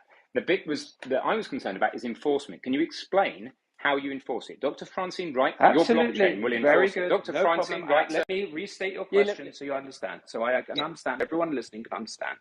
and So then I'd like there to is go. a technical issue that Ben refers to, which is that you do not want to store data No, sorry, on a. Nicholas. That's not the question. The Okay, question but I is how want do you to enforce it? explain to people because you understand the problem. Maybe many other people don't understand the problem. The problem that Ben is referring to is that you And do this not is want what to. happens when you try to take tech mainstream. You have to get it simple enough so that everyone, not just me, because I have a long career in the tech industry, but so I can pass it on to people who follow me But who right, know you're shit about absolutely tech. right. Right. And this is the reason why early adopters make money and people that don't have technical knowledge don't make that early move because they didn't understand. That is one of those things that is, axiomatically true. So that's a problem. Everyone who was in Bitcoin very, very early got in at pennies and now it's at 20,000. They're all fine, right? Because they got in at pennies. So anyone who's understanding this is going to have an advantage, as someone just said in the chat. So let's answer Ben's question because it's a good question. You do not want to store the technical writing of Francine on the blockchain because it takes up space and space costs money. And spring roll. So that is fundamentally a primitive you need to add to the UTXO blockchain, Water. right? And the primitive you need to add is a namespace because once Dr. Francine, or Francine, I don't know whether it's Dr. Francine or Francine, at can publish something, she can attach to her identity, which is on the blockchain, a reference to something that would be stored. In my opinion, I would store it on Arweave, but other people would store it on IPFS, and you could even store it on some other, place for storing information. She would publish that information. Dr. Francine at would publish technical document A and store it with a connection to that information on Arweave.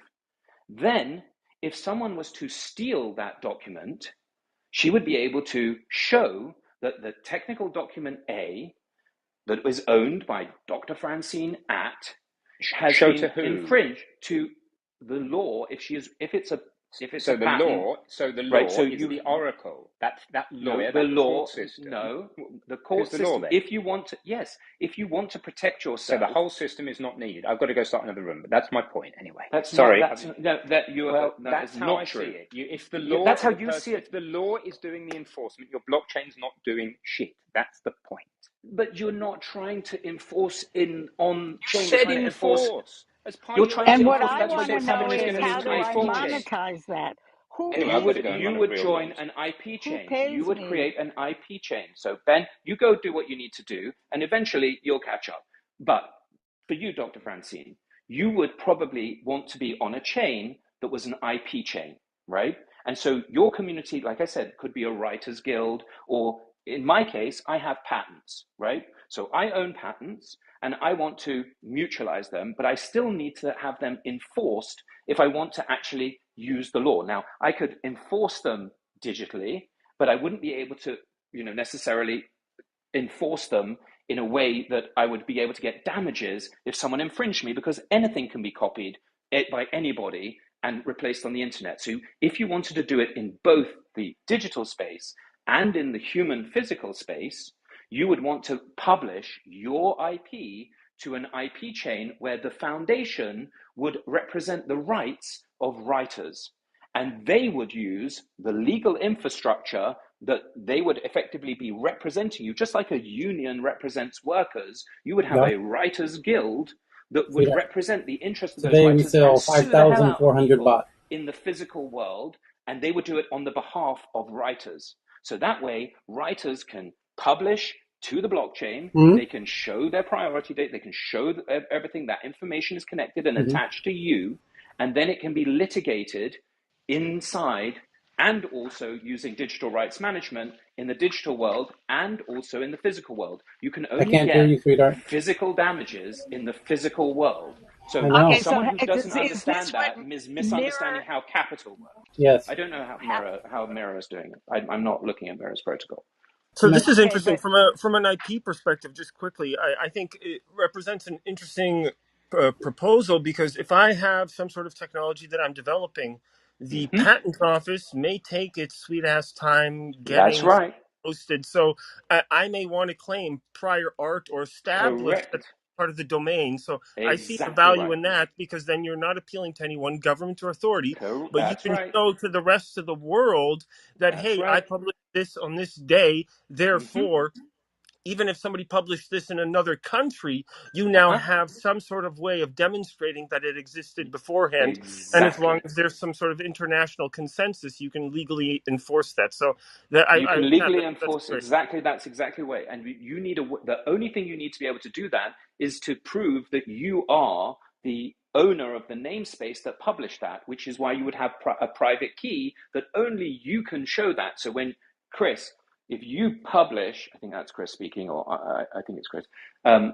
If you have a namespace, you can It's publish Eric. to the Eric. Sorry, you can publish to the blockchain, which is immutable, which is permissionless, which is where you've effectively registered your prior art, and you can use that to effectively negate somebody else copying you because you can prove that you have the prior art, and that you can also make sure that it's not like sending yourself a letter with a postmark, right, which was the old style way that you were proving prior art, in the very early days, right?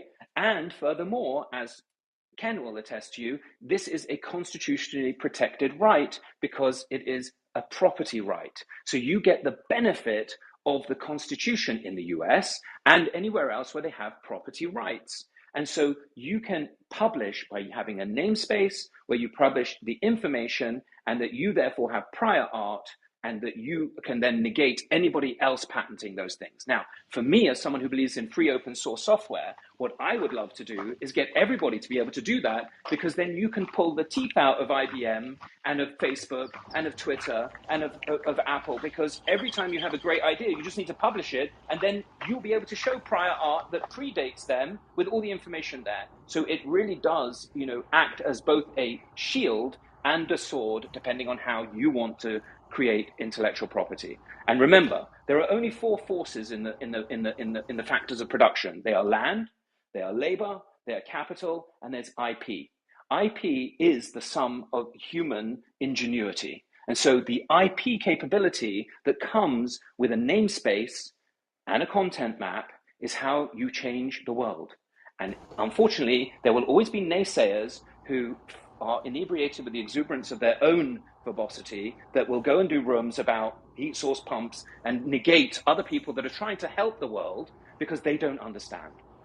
Nicholas, I've got to from record that. That was a that How do last I get sentence. Holy how shit. how Clip do it. I get Clip it. paid? I've been asking the same question. I am a creator. Evan Kirstel is a creator. Other people on this stage are creators. How do we, let's just say we have these namespaces. Who pays us for our IP? How do we get paid? How do we brand and market? The real business part of this, I Right. don't So know. that's a great question. So that's what a blockchain is. So It starts out, so if you were to, so there needs to be someone, a creator, who's going to create an IP chain. As it happens, I'm going to create an IP chain. I call that the value chain. Okay? Now, the value chain will exist to do exactly this for you as a human, that we will enable you to have an ID and to be able to register that. And people can participate and buy into the value chain.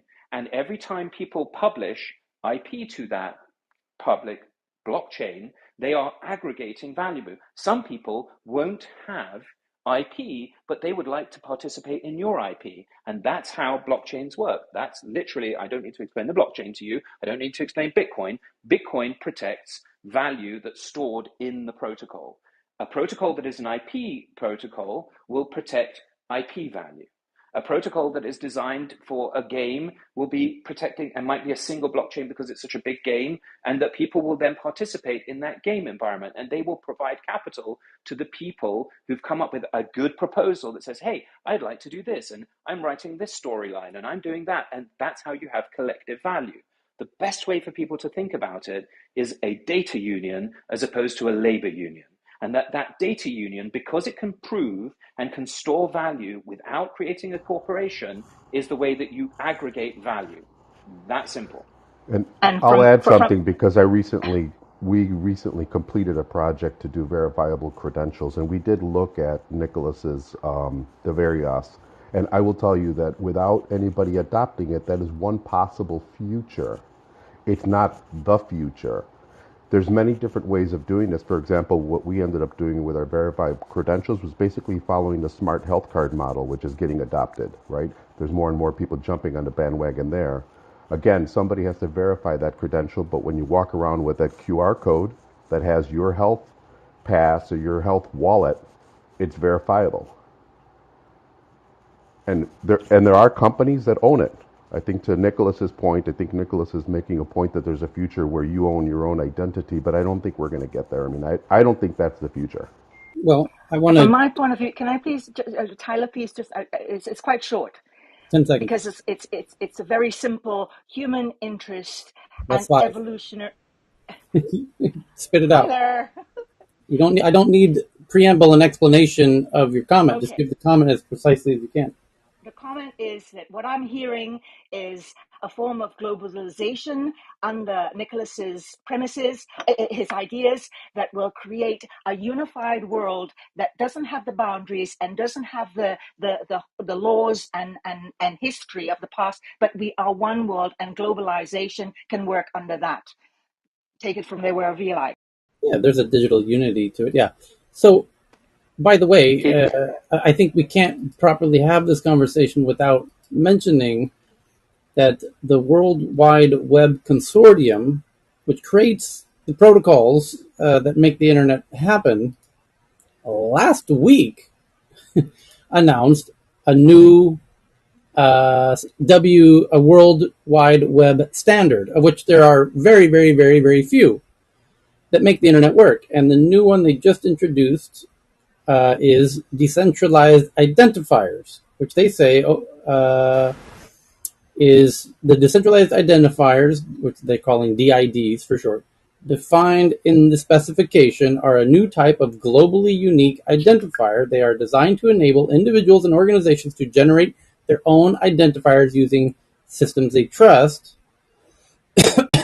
And I would have not had the opportunity to yet, privately or publicly, but I've been meaning to ask Nicholas Mhm. what his take is on Sure. the W three So, C. so W3C is a like all of these industry bodies dominated by the existing powers. And Right. so DID is something that the good news is that it is able to be used by decentralized protocols. So when people say how, someone asked in a DM, how do I use Twitter and Facebook, and I've got different social profiles, et cetera, how do I prove my ownership of those things? This is where if you have a self-sovereign, so there's a difference between having a self-sovereign identity and having a DID. A DID it will enable you to use that identity, but it could be that you're using a DID that's a Microsoft did, or you could be using a Twitter did, etc. Right?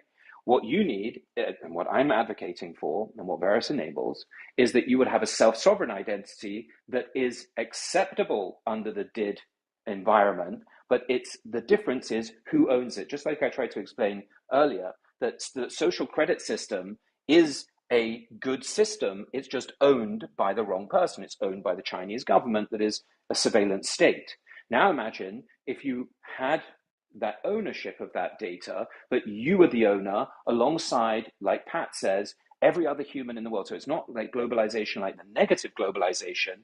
It is, and I'm going to use the word now, so I'm going to win TNATW bingo. It is meta. It means above the nation state. So if you have a protocol that everybody can use, whether they're Chinese, whether they're Russian, Saudi, American, and that identity is secured and owned by all of us because we're all part of the protocol, then you can take on Google. Then we can take on Facebook.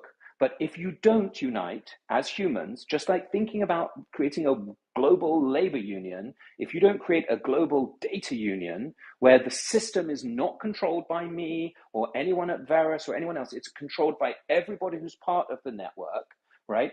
That's how you free yourself from the shackles of the centralized powers. So W3C is a step in the right direction. DIDs are a recognition of the new world, but the problem with those large scale organizations, the same as the UN, and someone rightly asked in the back channel, how come, France has a seat? Oh no, it was Balaji who says, how come France has a seat on the Security Council, but India with 1.x billion people doesn't have a seat on the Security Council? These are the issues that will be resolved with these truly self-sovereign, decentralized identity technologies, because then you can unify with your fellow man instead of identifying at the nation state level. And that's how we can create consensus, which enables us to know that the average Russian does not want to kill the average Ukrainian. And the ones that do are killing them because they're being indoctrinated through misinformation and disinformation. And how do we solve the problems of misinformation and disinformation? By having the ability to write to something that is not controlled by a corporation or a government and cannot be shut down. So this is where Aaron in the back channel was saying, I don't believe in a fully decentralized future, but I agree. You can have a hybrid. You can have companies building on these things, but the network itself needs to be owned of, by, and for the people. Otherwise, you can be censored. You can be stopped. You can be stopped by a government, or you can be stopped by a company. Donald Trump, people don't like him. He was stopped out by Twitter. A lot of people felt that that was wrong. Now, in a truly decentralized world, he would be able still to publish. He may not be able to have access to Twitter, but he would be able to publish to the global platform, for right or for wrong.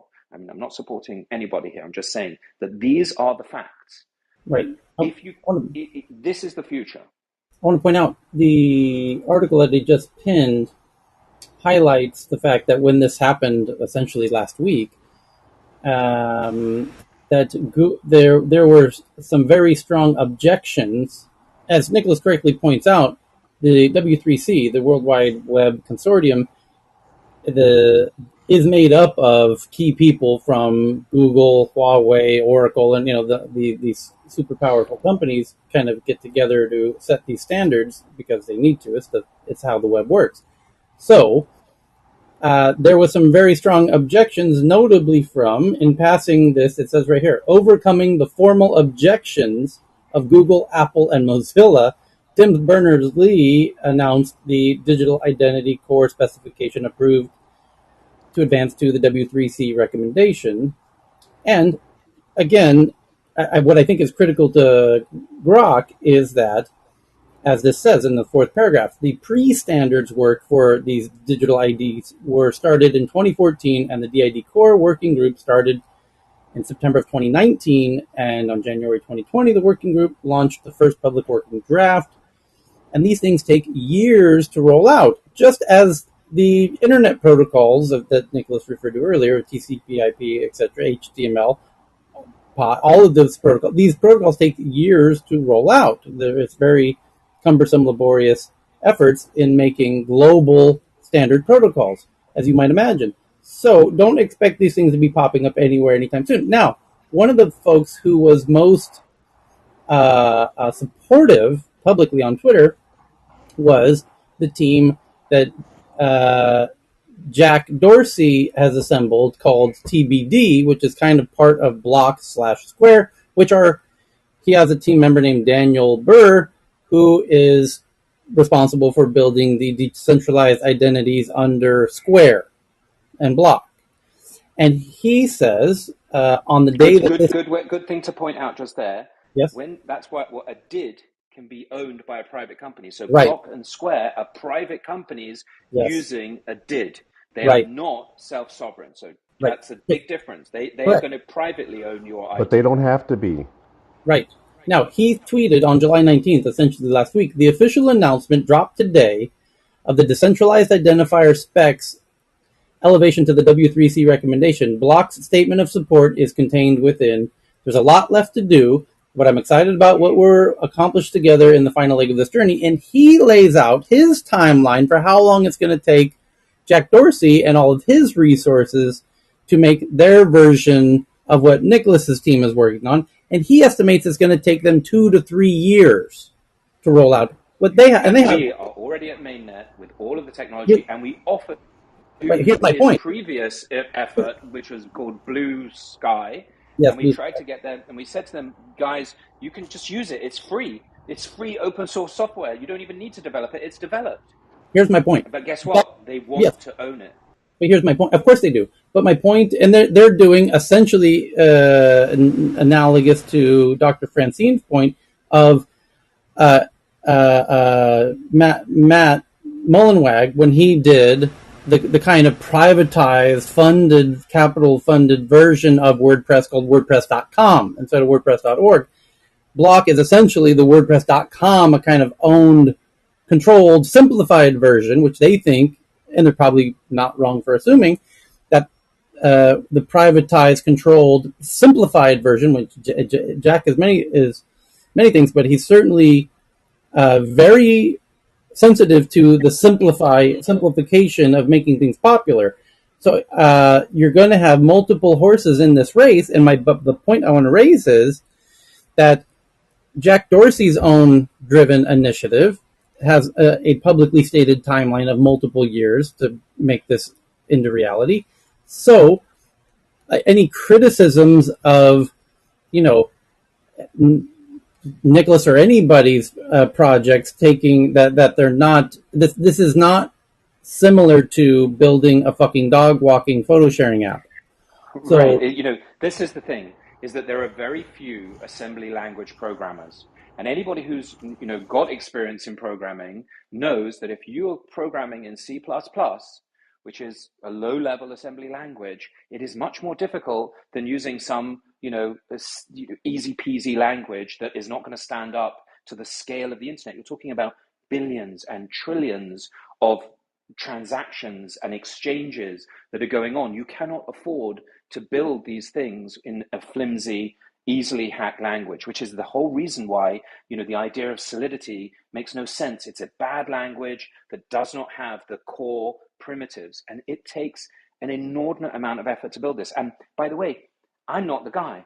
The team that we have building this is the same guy that the lead developer on Varus is the founder of .NET. He was the guy who created that whole infrastructure. You're talking about people that are massively talented, not 21-year-olds who just fell off, and said, "Oh, I'm going to, create this idea." They don't have that skill. You need very, very skilled people, and it's very hard to find them. And it's very hard to find the people like this who then want to build something for the world because they've got such unique skills that they are worth millions. And that's the whole problem in developing technologies is you start, if you're going to build something big, you start with the assembly language programming, and that by the way, there's very few people who are good at that. the It's something to Jack just add. quick point, Go Phil. I'll ahead, hand Taylor. it to you real fast. The Jack Dorsey driven initiative, which they're calling TBD, was the roadmap for that. Was they used the event that Nicholas went to in Austin, which was called Consensus, if I recall correctly, to formally announce the roadmap for that. Which I have the tweet here in front of me, and they say Q4 2023 is when they hope to have version 1.0 out. So, and they made a big fuss about announcing it and everything else. And it's, Jack Dorsey's no idiot. He understands the opportunity here. Tim Berners-Lee and the folks over at WW3 or W3C Worldwide Consortium are certainly not idiots. They know that this is perhaps one of the biggest fundamental changes of the web, for lack of a better word, but in a very real sense of the word, the web. This is a new web protocol. Since when was the last one? 20 years This ago? is the biggest challenge in the internet, the internet era, is to build self-sovereign identity, because every single, the paradox you have is that the only way that you can afford to build these technologies is through creating a Google or creating an Apple, and they all take capital from capital providers, and those capital providers always want to own the network because they're putting up the money. And this is why the blockchain solves that, what's known as the cold start problem or the bootstrapping problem is, and that's what WordPress went through, and that's what all these things go through, is that how do you start something that aims to be as big as the internet without a way to fund it? And so what Satoshi innovated is a way to do that. Now his just a starter. It's just if you've ever seen my Twitter feed, Bitcoin is just a prototype. It just proves to us that there's a new way, a light bulb that can go on, that can show us that we can do this. Not everyone is going to be able to understand that in the beginning, but as it builds momentum, you get more and more people that believe in it. Something I want to add, and I sent a link on the Twitter feed. We we are already. I think the key here is going to be Azure and AWS. We are already using DIDs as a part of our verifiable credentials, and I won't go into detail. I want to self-promote here, but we this year released verifiable credentials for the supply chain, and we're in beta with Azure-based what they're calling a decentralized identity. It's gone through a couple different names, but I sent the link if anybody wants to understand it. There's some graphs there explain how they're doing it. And they're deploying a decentralized, verifiable identity, and I think Azure and AWS are the ones that are going to get this deployed. This is where it's going to come from. It may be that Google ends up owning pieces of it, as Nicola is saying, but I think you're going to get adoption because developers have the tools to deploy something easily that's standardized. And Azure has already implemented a solution for this, and I'm sure AWS is not far behind. So if you look at that link, there's a graph that shows how the decentralized verification process works, how the whole identity works. There's still a verifier that has to be just like the smart health card I mentioned to you guys. If you guys know it, I think it's adopted by 15 states already here in the U.S. Same thing there. It's a verifiable credential, and it's your credential, but it's verified by the 15 states. So there's an issuer that is verifying that this truly is you. I'm just trying to look up the last time there was the W3C made a new internet standard. I believe it was either HTML5 or CSS3, cascading style sheets, which every front end developer is intimately familiar with. And those were both in around 2000. So it was about 23 years ago, the last time that this is the first new major quote unquote upgrade to the web. And I would say, and I'm sure Nicholas would say, I'm sure a lot of people would say, that the DIDs is a bigger upgrade than HTML5 or cascading style sheets 3 or even 2 or arguably even 1. It's a major upgrade to what is going to be enabled by I think what's happened, the and web. this is my personal opinion, and I think what's happening here is everybody's trying to stake a claim as quickly as possible. That's why this happened fast. because everybody's working on a decentralized verifiable credentials. So Right, but everybody wants to be the Sounds one to like own it. we crashed. So the right, that's exactly right. So what the DID upgrade does is it gives a wormhole for people to take on the centralized behemoths. So, of course, Google, like you say, Phil, will be able to do this. But what it enables is for people who are going to be in a decentralized world where they want to own their self sovereign identity that is not issued by a corporation. So, where you can be in control of yourself. And yes, you're going to have the same simplicity and the same elegance, etc. And all that you're saying for the issuer is that they are what we would call attestation authorities. You will still need attestation authorities because you still have to interact with the real world. So you could be a full digital citizen, but the likelihood is, just like you will need a driving license, just like you'll have a bank account, all of those things become attestations that get attached to your self-sovereign identity or to your Apple identity. And some people will want to have an Apple identity, and some people will want to have a fully self-sovereign identity that means that they can't be deplatformed ever. well, Nicholas, perhaps a logical evolution of the conversation will reference something very tangible to folks, even though it's totally digital, which is their email address, which currently companies usually own, right? So you And have a if you're Google, they're reading all of your email right, they're and monetizing, passing all of right, that email in right, order that they can give you more and more targeted information. right. But if you had to ask people today what identifies you online on the web, they would probably, if they had to pick one thing, say their email address is their digital identifier online today, and that is wildly insufficient. Right. That's And there would be two things that would be it would be your mobile phone number and your email address.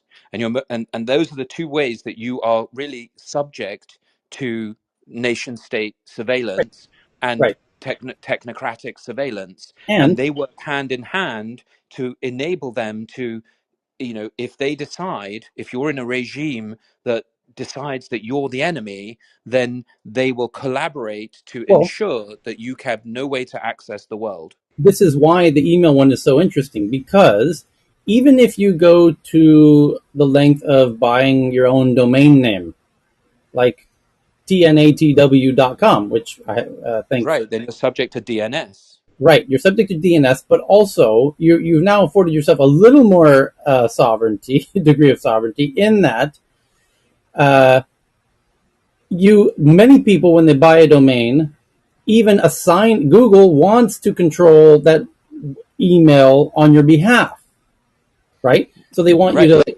marry that to their email stack and still control you, even though you do have your own domain, which, by the way, you could go to great lengths to build your own email server in your own house and That's run right. your domain on that. And that would But be, that's a very good Tyler, point. So it's important Tyler, to do you understand that the remember? DNS, the domain name service, is owned by ICANN, right, which is yes, controlled by governments, yes, and you Right. can be deplatformed from that. And that's why, again, a self-sovereign identity, when you buy it, when you also, with the DNS, you have to pay rent. You have to keep it, you pay every year to keep it.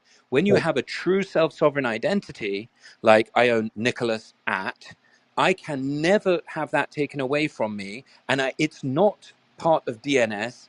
It is completely yes, separate and cannot yes, be removed, and I cannot be deplatformed, and I never have to pay another penny. I bought it, I own it, and I can use it to host anything that I want.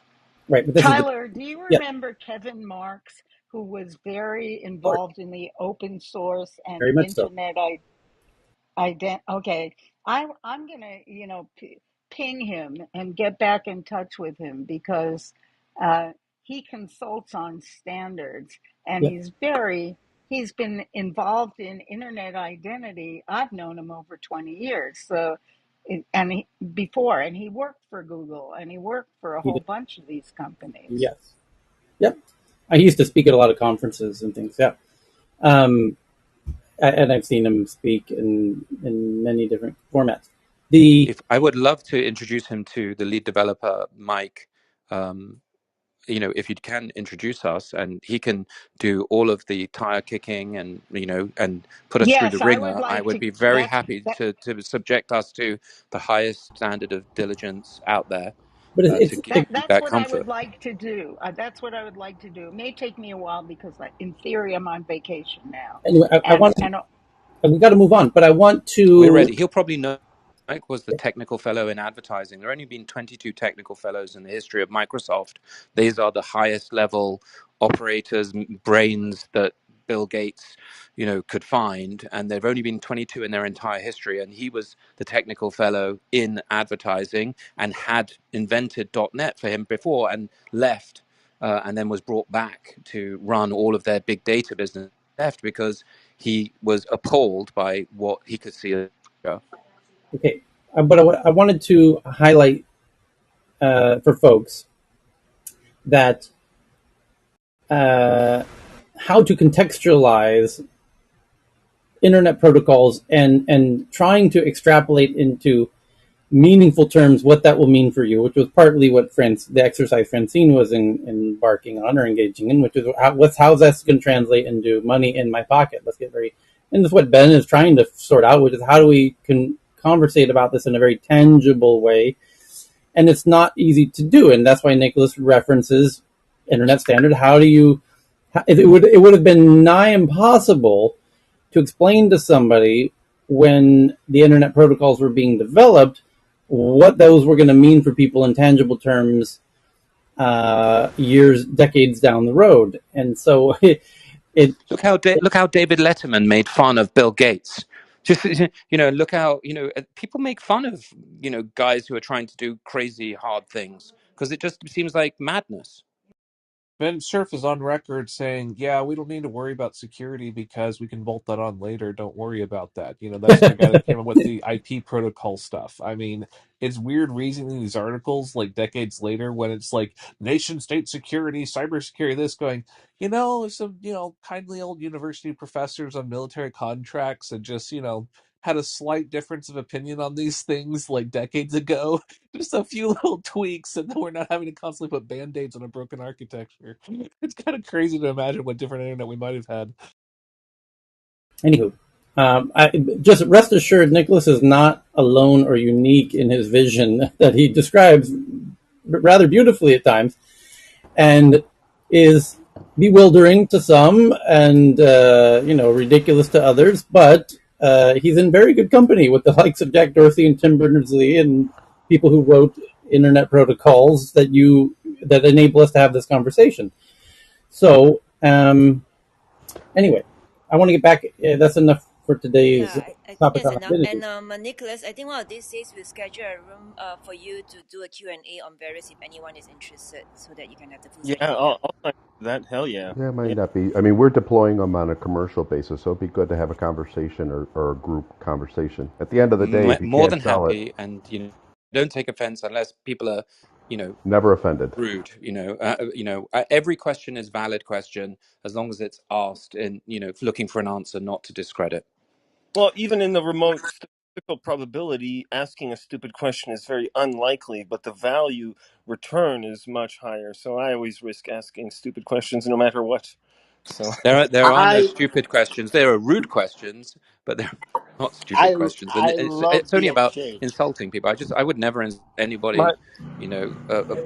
for their ideas, as long as they don't insult me. yeah, my general relativity professor said there are some stupid questions. So mathematically, I think he was right.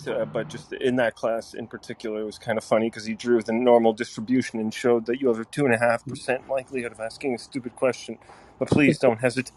And I was So like, yeah, that's not really encouraging there, professor. I can't make this up. The odds of this seem astronomical, honestly. Cheryl can verify that the next article, and we don't make the sequence of these, is the following. I can't believe this. Something called Unstoppable Domains, which offers NFT domains. We were just talking about domains and how they're still be held by ICANN and how you still have to pay $9 a year for your domain and whatnot. Unstoppable Domains, which offers NFT domains. I know where this is going. I still can't believe what I'm about to read. Unstoppable Domains, which offers NFT domains as a personal identifier across Web3 apps, raises $65 million, led by Pantera Capital at a $1 billion valuation. Exactly. So unstoppable domains is like similar to ENS, which is the Ethereum name service. These are attempts to provide identity services, but they're more like DIDs in that they're going to be owned by the network that is now Pantera owns, right? They are private rather than self-sovereign. So this is the big difference between, truly self-sovereign and those who are trying to provide for an infrastructure that is hybrid. So Well, unstoppable domains and ENS are hybrids where they are corporations or private investors rather than the general public who right. are fully self-sovereign. To make an overly simplified analogy, it's Bitcoin. What Nicholas is doing would be more analogous to Bitcoin, where it's you know truly decentralized, versus a venture-backed startup that is dabbling in fintech. A fintech that's venture-backed and totally controlled, versus Bitcoin, which clearly no one can be. You can't venture invest or own shares in Bitcoin. You can have the underlying asset, of course, but again, I use that as just a really inappropriately oversimplified analogy, just to help people contextualize. There's going to be a myriad of solutions, just like there's a myriad of fintech solutions out there. And Bitcoin is unique in its truly decentralized architecture, which took it caused it to it necessitated a very long onboarding procedure when you're starting in a truly decentralized way. You have a truly shortened liftoff when you have funding and marketing and centralized controls. But you have a major Achilles heel, and Correct. this is where the money side, which is where my background is, comes together with the technology side.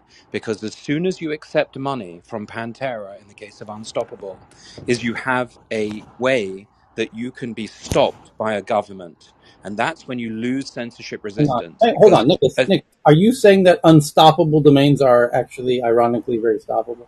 absolutely, Unstoppable is a an oxymoron. They You are have fully to love that stoppable. they're projecting their own insecurity into the name of the Correct. brand. Exactly correct. So that is the problem, is that as soon as you take money, listen, I would love to have taken money from investors to make this easier so we could fund developers instead of donating our time and donating money and, having to do it for no return. We don't get anything. I've donated, a lot of money to this, and it's a donation. I don't get anything for it. And the reason why you have to donate it is that if I was to take something in return, then I would be the Achilles heel. And that's what Pantera has done to Unstoppable. And that's what Andreessen, that's why I'm always against those guys. That's why I say in the future internet, if you've taken money from a centralizing force, I guarantee you, in the same way that Bill Gurley and those guys got rid of Travis Kalanick because it was time for him to go, and he was told, look, you got your billions, now fuck off, right? This is what happens, is the government comes down on the choke point, and the choke point is always the money, because the money always gets control when they put their money in. If I was to put my money in, That's a I would brilliant want point. control, It's a and brilliant that's point. what the It's a problem brilliant point. is. It's the reason that Satoshi insisted on being anonymous to remove That's himself right. as a choke point, which, by the way, versus any fintech you can think of, can get shut down in a heartbeat. And that's the difference. Unstoppable domains is Anything that's on DNS can be shut down. Anything that is in financially regulated can be shut down. Anything that has a corporation, that's where the pinch point is. And as soon as you need to pinch them, the government will pinch you. And whether it's the Russian government or the Chinese government or the American government, the reason why Bitcoin is because there is no way you can shut it down. It's unstoppable. It's immutable. It's permissionless, and it is extremely powerful. That's why it's a special thing. Unlike Ethereum, which can be shut down because JP Morgan's in it and Joe Lubin's in it and Consensus is in it, and they all will follow the law because none of them want to go to prison. And look at what the SEC can do. it is going to put that guy who did that 21 million fraud in prison for 20 years. That's a big deterrent to people doing it this way. That's why you can't raise capital for a decentralized protocol. It has to be of, by, and for the people, so it can never be stopped. Okay, Nicholas, isn't there a benefit though to having something be stopped? Because even like you mentioned, Travis, he was doing things that were not good in many respects. So they got rid of him for legitimate reasons, not because they just didn't like him anymore. Okay, because they were, we don't have to go over the whole history of Uber, but I mean, there are people who do bad things, and how do you deal with bad actors you if probably reference Zuckerberg's monopoly of power, voting rights, in Facebook. Can well, I no, go ahead. comment for a second? I think, Ken, to answer that is there's still a real physical world. We're talking about these metaverses, and I just wanted to make one comparison. Um, Nancy Pelosi may end up in Taiwan, and now we have this meta of these narratives, information, disinformation, misinformation, and it's up to us to sift through. Is it because she's protecting her investment portfolio? Is it because Biden's not strong enough to go? And then the Chinese can play their disinformation narratives and stroke it that way. If we knew that Congress people couldn't front run trades and had an exemption, we might trust them more. So I think that we do need a future that can start afresh without Congress people, the media, the corporations, the existing structure, the incumbent money system owning it. And I think that's why what Nicholas is talking about is foundational, is that it's at least starting from a trust in network that you have to start from scratch from a value standpoint. There's not a primacy, there's not an Abrahamic religion that you have to fight at the beginning. We are post truth and we are post trust. And in the post trust world, you need to verify and then trust, not trust and then verify. You verify and then you can work with people. And that's all that it's doing, is enabling you to do that and to be part of something where you don't have to be beholden to basically political power, whether the political power is contained within capital or whether then the political power is contained within a monopoly on violence. Okay, well, the next article has nothing to do with any of this whatsoever. 4 former ByteDance employees, who that's the parent company of TikTok, by the way, so think TikTok when you're ByteDance. 4 former TikTok employees say that the company promoted pro-China content to Americans in its now defunct news app. ByteDance denies the claims. Former employees claim the company placed pieces of pro-China content in its new U.S. news app and censored negative stories about the Chinese government. And I am shocked, I tell you, absolutely shocked, that a Chinese app with one of its board members being the CCP itself and one of its major investors being the CCP itself is somehow using this Chinese app to improve its own image and remove content that it finds unfavorable. It's truly absolutely shocking. This is a huge revelation that's going on here. But now, You rarely find turkeys voting for Thanksgiving or Christmas. internal TikTok PR documents suggest responses to difficult questions, including downplaying AI, links to ByteDance, and the quote-unquote the China Association. Good times. So documents have been leaked from inside of TikTok's PR handbook, which describe how to deal with asking difficult questions, such as the China Association. Microsoft did That's its an awesome movie title, The China Association. Microsoft did its quarterly earnings. You can look that up if you're interested. An IBM study of 550 global organizations finds the average cost of a data breach is what? Oh, this is such a great question for our favorite show. Ladies and gentlemen, welcome to Tech News Jeopardy. Here's today's question. A study of 550 organizations finds that the average cost of a data breach is how much? In dollars. US. 1.8 billion. An average data breach costs how much? 950,000. Probably a Are you good talking about the 30 ransom of million. ransomware or the cost to fix it and disclose and PR and all that stuff? 2 million. I'm going to give it to Evan. The correct answer was 4.35 million, which has gone up 13% over the last 2 years, and 83% had more than one breach. 83% of the 550 global organizations had more than one breach.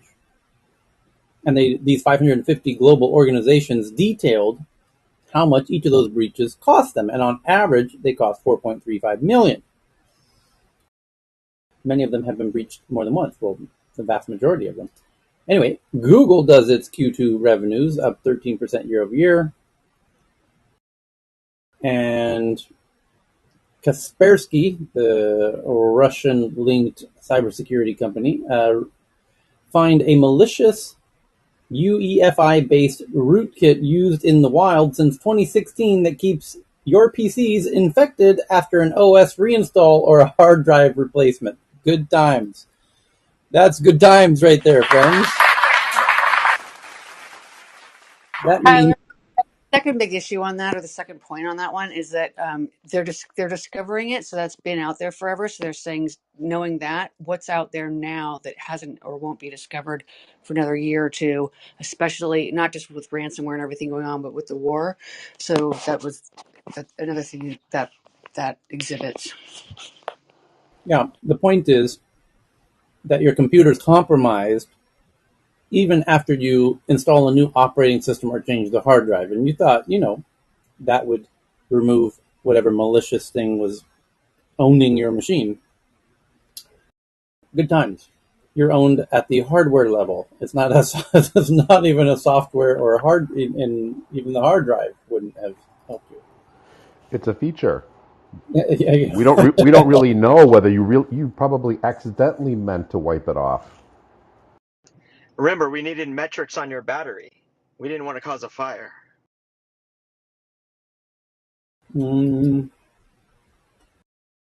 Hackers typically scan for vulnerabilities within 15 minutes of a new CVE disclosure. Wow. The first active exploitation attempts are observed within hours. Mhm. System administrators have even less time to patch freshly disclosed security vulnerabilities than previously thought because the hackers jump on that shit within 15 minutes. So basically, when vulnerabilities are divulged, it's a race between the hackers and the system administrators who want to prevent that vulnerability from being exploited. And the hackers move far faster than the system administrators do because they have a financial upside in exploiting those vulnerabilities. Anyway, the next story is from the New York Times. They say they have sources that the Treasury Department has been investigating US-based crypto exchange Kraken since 2019 for potentially violating US sanctions on Iran and more.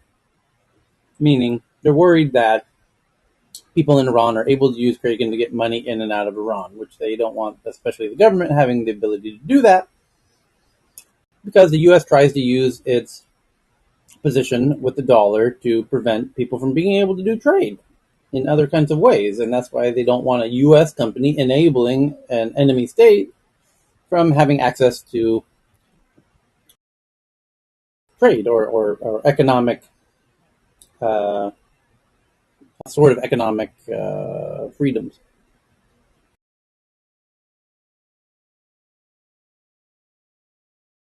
And certainly that we could bring up Nicholas's point again about the true potential of truly decentralized systems is, he said it just a minute ago, when the US government wants to shut something down, they come for you when you are. There's something called the OFAC list, and there's that you're going to enable access to the American banking system or to the Western banking system, you have to agree that you will not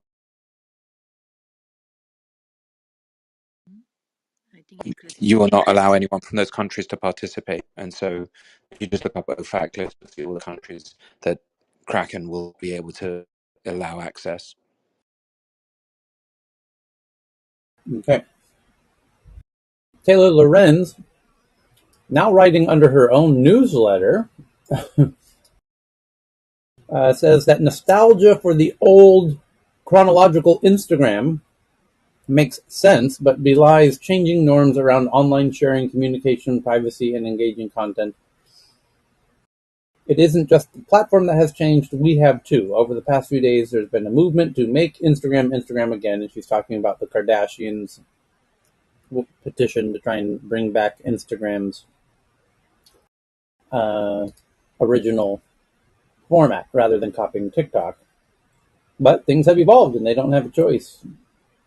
So the next one is that the US CFPB director, Rohit Chopra, says that the agency should, quote unquote, take a very careful look at big tech entering the buy now, pay later space.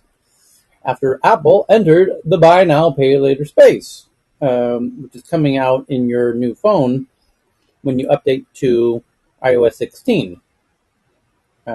In the very near future, actually in September, when everyone downloads that, everyone using an iPhone will be able to buy things pretty much everywhere from anybody. Everyone will be able to accept credit cards, essentially. Not only that, but you'll be able to pay in 4 easy payments. And Apple's managing that themselves, which is quite remarkable for a tech company to do that, because that's a tech company getting into banking in a very big way. And banks and governments get very, very nervous when the world's biggest company starts becoming a financier or Tyler, lender. are they doing that on their own? Because they, when they had the Apple Card, they did it with Goldman Sachs. Well, So are what? Yeah, they? they're going to be with a bank. They're not going into banking. I'm not going to say that, but that, Ken, you're right. And the other thing is, Jennifer. There are several articles that have dove into this and said that Apple's not doing this with any other third partner. Yeah. So that's what I was trying to figure out, because I think maybe this one they're not doing with Goldman. I just don't know, but I know they did the I've Apple read Card. articles that specifically say they're not. Okay, that means they had to put in a significant infrastructure in their company That's to correct. comply with all the consumer lending laws and whatever. That's Precisely. interesting. Precisely right. And you will find those articles if you Google for them, I'm sure. And one of the reasons I think people are probably upset with Apple getting into this, the competitors, Apple's got the lowest cost of funding because they've got so much excess cash. So they don't have to, they don't have to borrow money to lend money. They don't have to, get rounds of financing like um what Karna did. They don't need financing from anybody. And that means if you have the lowest cost of financing, the lowest cost of funds in this space, it's a tremendous advantage over everybody else that's in buy now, pay later. Okay. A new article from The Verge. TikTok plans to give selected researchers access to TikTok and its moderation system, helping them assess content and trends or conduct tests. But will they let them be CIA officers like Google and Facebook did for their people?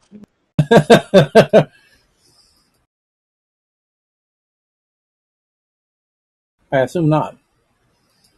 Uh, Well, I mean, they might not be welcome then, because apparently that's the pay to play version. It just happens to be the Five Eyes equivalent these days.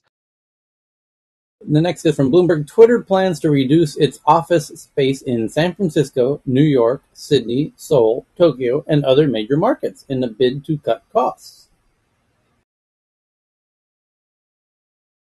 And the next I'm trying to is imagine all those World Economic Forum people in the Davos set that were told the future of AI is you need to essentially upskill your workforce, because you upskill your workforce, they'll be able to compete because human creativity can't be automated. Well, how do you attract essentially like people that are creative and other things? Well, it's simple. Redevelop your downtown and make a luxury gentrified area where tech people like to work. So all of those tens, hundreds of billions of dollars, maybe even trillions if you do all the existing assets being redeveloped just to make tech workers feel a little bit more happy, a little more comfortable. And now we get COVID and everything else, and it's like frack all that. We want to work from home. We don't want fancy office space and all those trillions of dollars of government resources and subsidies and real estate bubbles and everything else, which we can't devalue now because now the world economy will crash if we actually accurately value things. So we have to keep everything inflated with this asset bubble just because tech people can't decide if they want to sit their ass at work or at home. And apparently we're making a Yeah, vote for home. yeah. To your point, and I don't know about the asset. I mean, I'm not fond of the financials, but it's Twitter received big subsidies to move into San Francisco, their main office. It's, it's Oh not yeah, right I have downtown. friends that work there.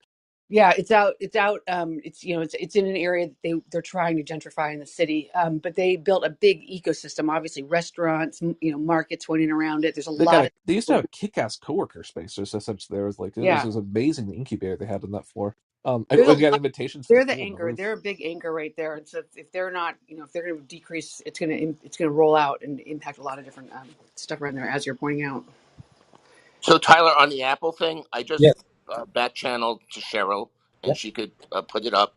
It's Okay. only a month old article. So Yep. apparently, Apple is still using Goldman, and they're also now going to be using Mastercard on this new buy now, pay later thing. So Mm, let's see it. yeah, so she's got it. I sent it to her private messaging. If she's Okay. still on, is Cheryl still on? Oh, Yes, there it it's is. up. There we go.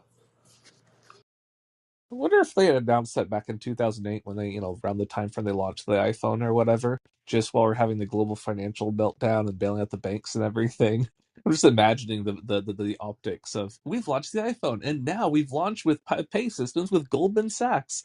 They weren't exactly like very popular during that time frame because we're bailing them out with stuff. But Well, I don't know. It's kind of interesting seeing how the PR and this stuff shifts over time. I think I'm looking at the same link you are. Indeed, I am. Yes. A wholly owned subsidiary. This is the one I read before, this one that you pinned to the top. A wholly owned subsidiary of Apple will extend loans for its pay later service. A wholly owned subsidiary of Apple will check user credit and extend short-term loans to users for Apple Pay Later, the company said. Apple has partnered with MasterCard, which interacts with the vendors and offers a white label buy now pay later product called Installments, which Apple is using. Goldman Sachs, which issues the Apple Card, also is involved as the technical issuer of the loans and is the official BIN sponsor. So there you go. So So this is usually known as interchange fees. So Apple is, and we always talked about this, is that Apple was going to become effectively that superpower, the super app, where it's got all of your medical data, all of your payments data, and what they do is they get paid a fee effectively for originating the loan, and Goldman Sachs basically underwrites the loan and provides the capital, and MasterCard enables the payments processing. So they're going to get a fee and they're going to tax effectively all of those flows. This is exactly the opportunity that you have in the new system, is where the public can fund those. So Goldman Sachs makes margin, a lot of margin on those loans. So if you think about Visa, MasterCard, the basic interest rate that they receive for loans in force is 13%, and if you're out of force, it goes up to 36%. Now, when you put your money in the bank, you own zero. So, wouldn't you like to be part of that group of people if you had some extra money to put your money into that loan pool and be earning 13 to 36%, and be exposed to those types of credits? That's the opportunity in the next wave after we get through the first wave, is to be able to publicly fund each other peer to peer using an identity that has the proof of your credit worthiness. At the moment, MasterCard and Goldman make all that money, and you get paid nothing for putting your money in the bank. In fact, you put your money in the bank, and they create $9 for every $1 you put in the bank, and then charge you for the benefit. Something kind of weird here, just because we're not used to thinking like this. But we're talking. Apple has a market cap of what, 2 trillion? They want to gun for 3 trillion or Two and a so. half. Two and a half. 2.5. Okay, they're still off to the races. I'm sure we'll have a headline with them when they cross that threshold. And then we won't even talk about the threshold because it keeps growing. Well, here's what's crazy about this is we're used to thinking about the banks being the big, powerful group that calls the shots on things. What's kind of weird about this one is if you look at essentially the size of Goldman Sachs and stuff, they have 1.5 trillion under assets under management. It's a little bit apples and oranges comparison, but Apple having a 2.5 trillion market cap, it's like I think Apple's actually a little larger than Goldman Sachs. Their No, Of no, annual course, of revenue, you're course. comparing two different things. they are. No, they're completely two different things. The market cap of a company is one thing.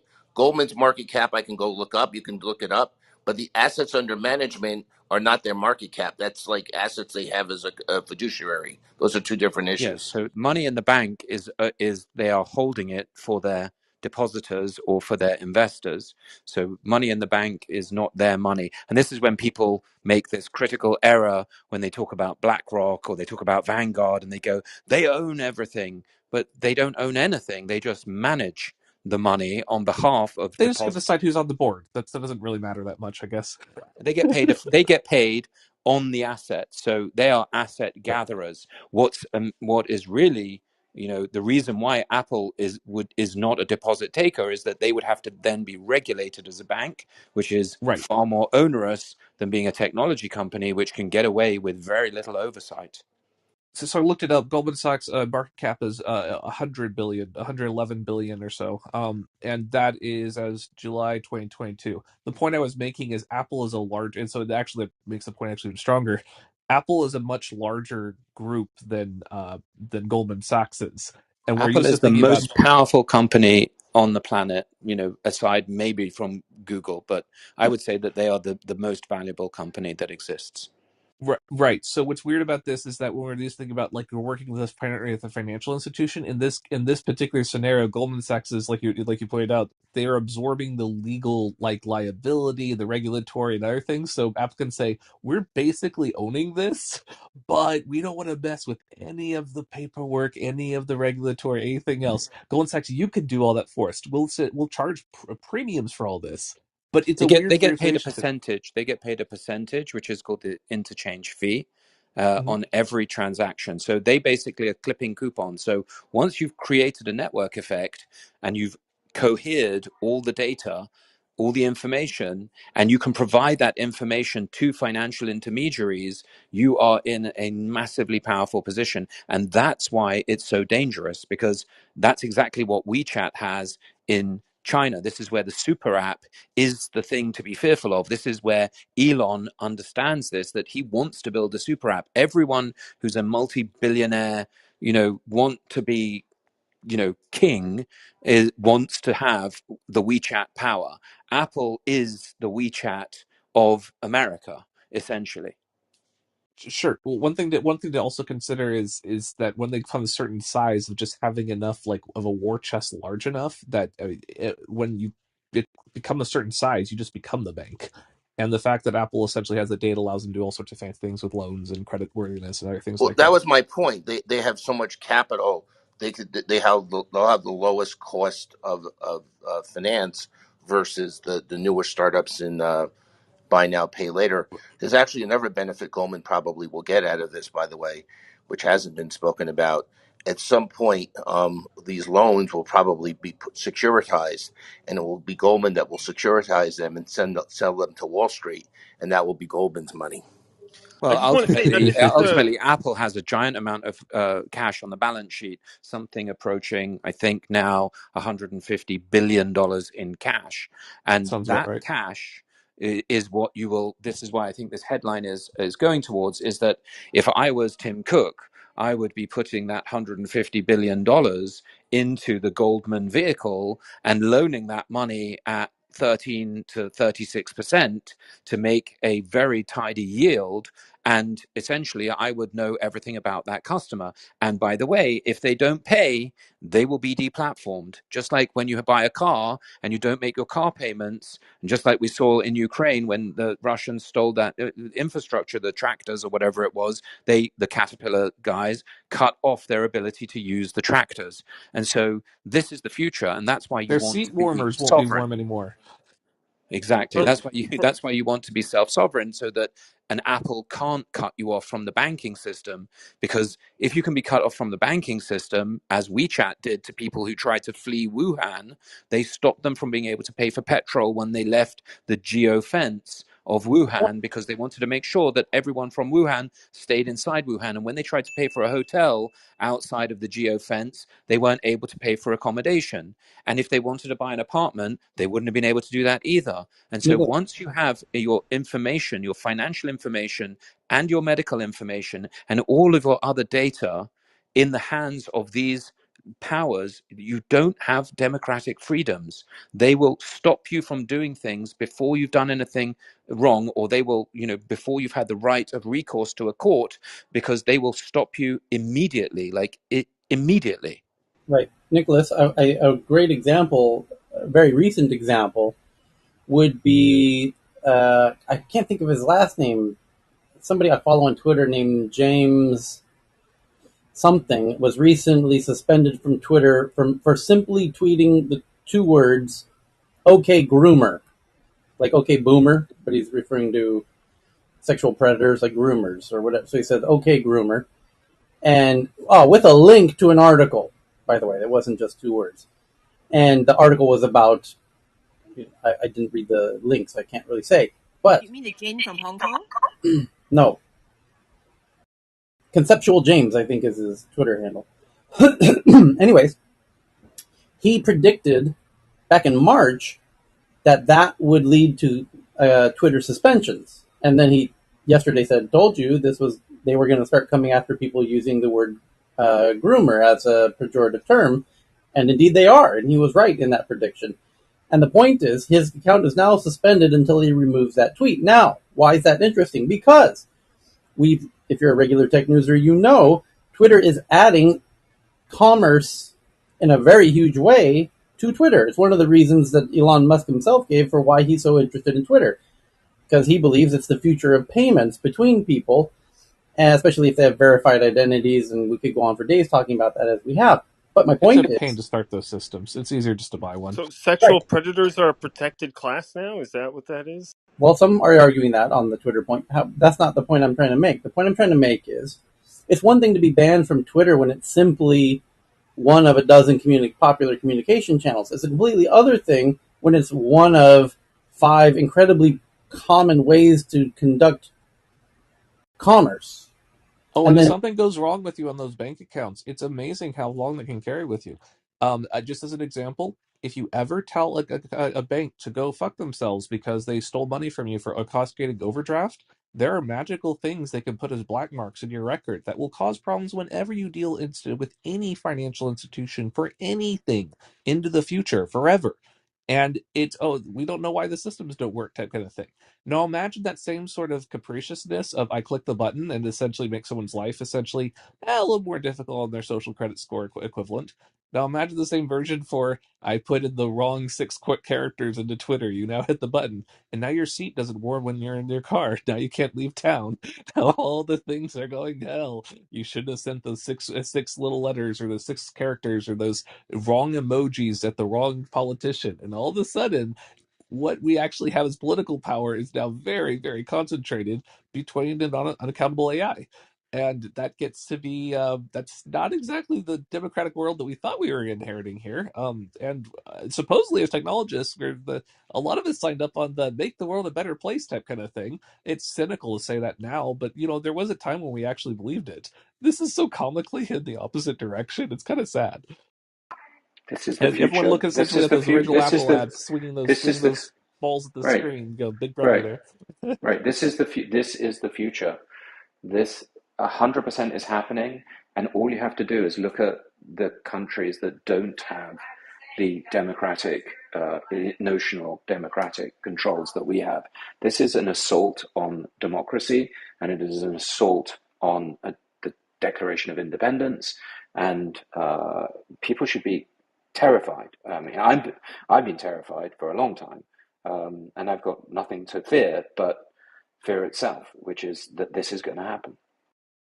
okay, a few tweets we got to run through because we're going way over. We did 3 hours already. So the first tweet I have from Katerina Sorry, I'm going to save that for last. Here's the Katerina one. Research shows video game players have enhanced brain activity and superior decision-making skills. Does it also make them handsome? I also Yeah, say and it's surprising. Yeah. I also share that as the West Coast Tron 2.0 Light Cycle champion. Thank you very much. The next one is from Katerina that researchers explain why the serotonin hypothesis for depression may not be as accurate as previously behaved. Depression is probably not caused by a chemical imbalance in the brain, according to neurosciencenews.com. So they're questioning the serotonin hypothesis link with depression. And BB found one from Reuters about the EU found evidence of employee phones compromised with spyware. The EU I think it'd be Justice, more impressive if they found evidence that they weren't. yeah, true that. The Katerina found this one from Nature. Could machine learning fuel a reproducibility crisis in science? Oh, hell yes. Data, Imagine when randomness is the core for every data set. And now imagine that the data sets themselves are terabytes or zettabytes in the future, and you can only replicate them with small stochastic models. Oh, yeah, it's going to be a lot of fun. data leakage threatens the reliability of machine learning use across disciplines. Okay, next. New research demonstrates connections between climate change and civil unrest amongst the ancient Mayans. An extended period of turmoil in the prehistoric Mayan city in the Yucatan region of Mexico was marked by population declines, political rivalries, and civil conflict. Spain bringing, those Europeans bringing in all those like the smallpox or whatever other random things that had nothing to do with civilization collapse. Third or half of the population dying off. It was just they just had to chop down too many trees to make the pyramids. That's the only thing that happened. The Arab Springs were actually one of the confounding variables or factors was climate change. So Bread prices. Can people eat? And last but not least, because we went 3 hours today, the end of baldness? Question mark. The chemical controlling No. it's over. The chemical controlling life and death in hair follicles, researchers discovered how the TGF beta protein controls the process by which hair follicles, including stem cells, divide and form new cells. Yada yada. But what It's about all, all the handsome people? What will this do to them? I know. Unfortunately, Jean-Luc Picard, no. they're going to have to. Star Trek just wouldn't be the same. Come on, you Look, have options, more options for that. You can be handsome both ways. He almost didn't get the job because Gene Roddenberry was like, "No, the captain of the future, has to have hair," and everyone had to fight for Jean-Luc Picard to have be You It's able know to right be what? back. bald. Maybe, Ridiculous. maybe this will lead to a future where people feel more confident going bald because they can always get it back, and so it ends up being like the fact that we can repair the hair follicles means that people are more confident going without. It's just whether they feel like having it or not. a new algorithm quickly trains or teaches robots new behaviors. Training robots to complete tasks in the real world can be a very time-consuming process, which involves building fast.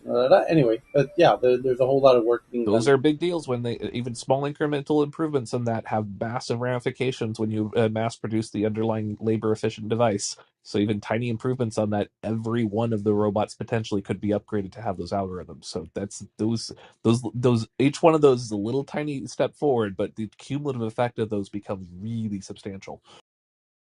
Okay, thank you to everybody who sent in the tweets. My apologies if we didn't get to yours. Feel free to toss it in the ring tomorrow when we meet again, and we'll see you all then. Have a wonderful rest of your Wednesday, wherever you happen to be, everybody.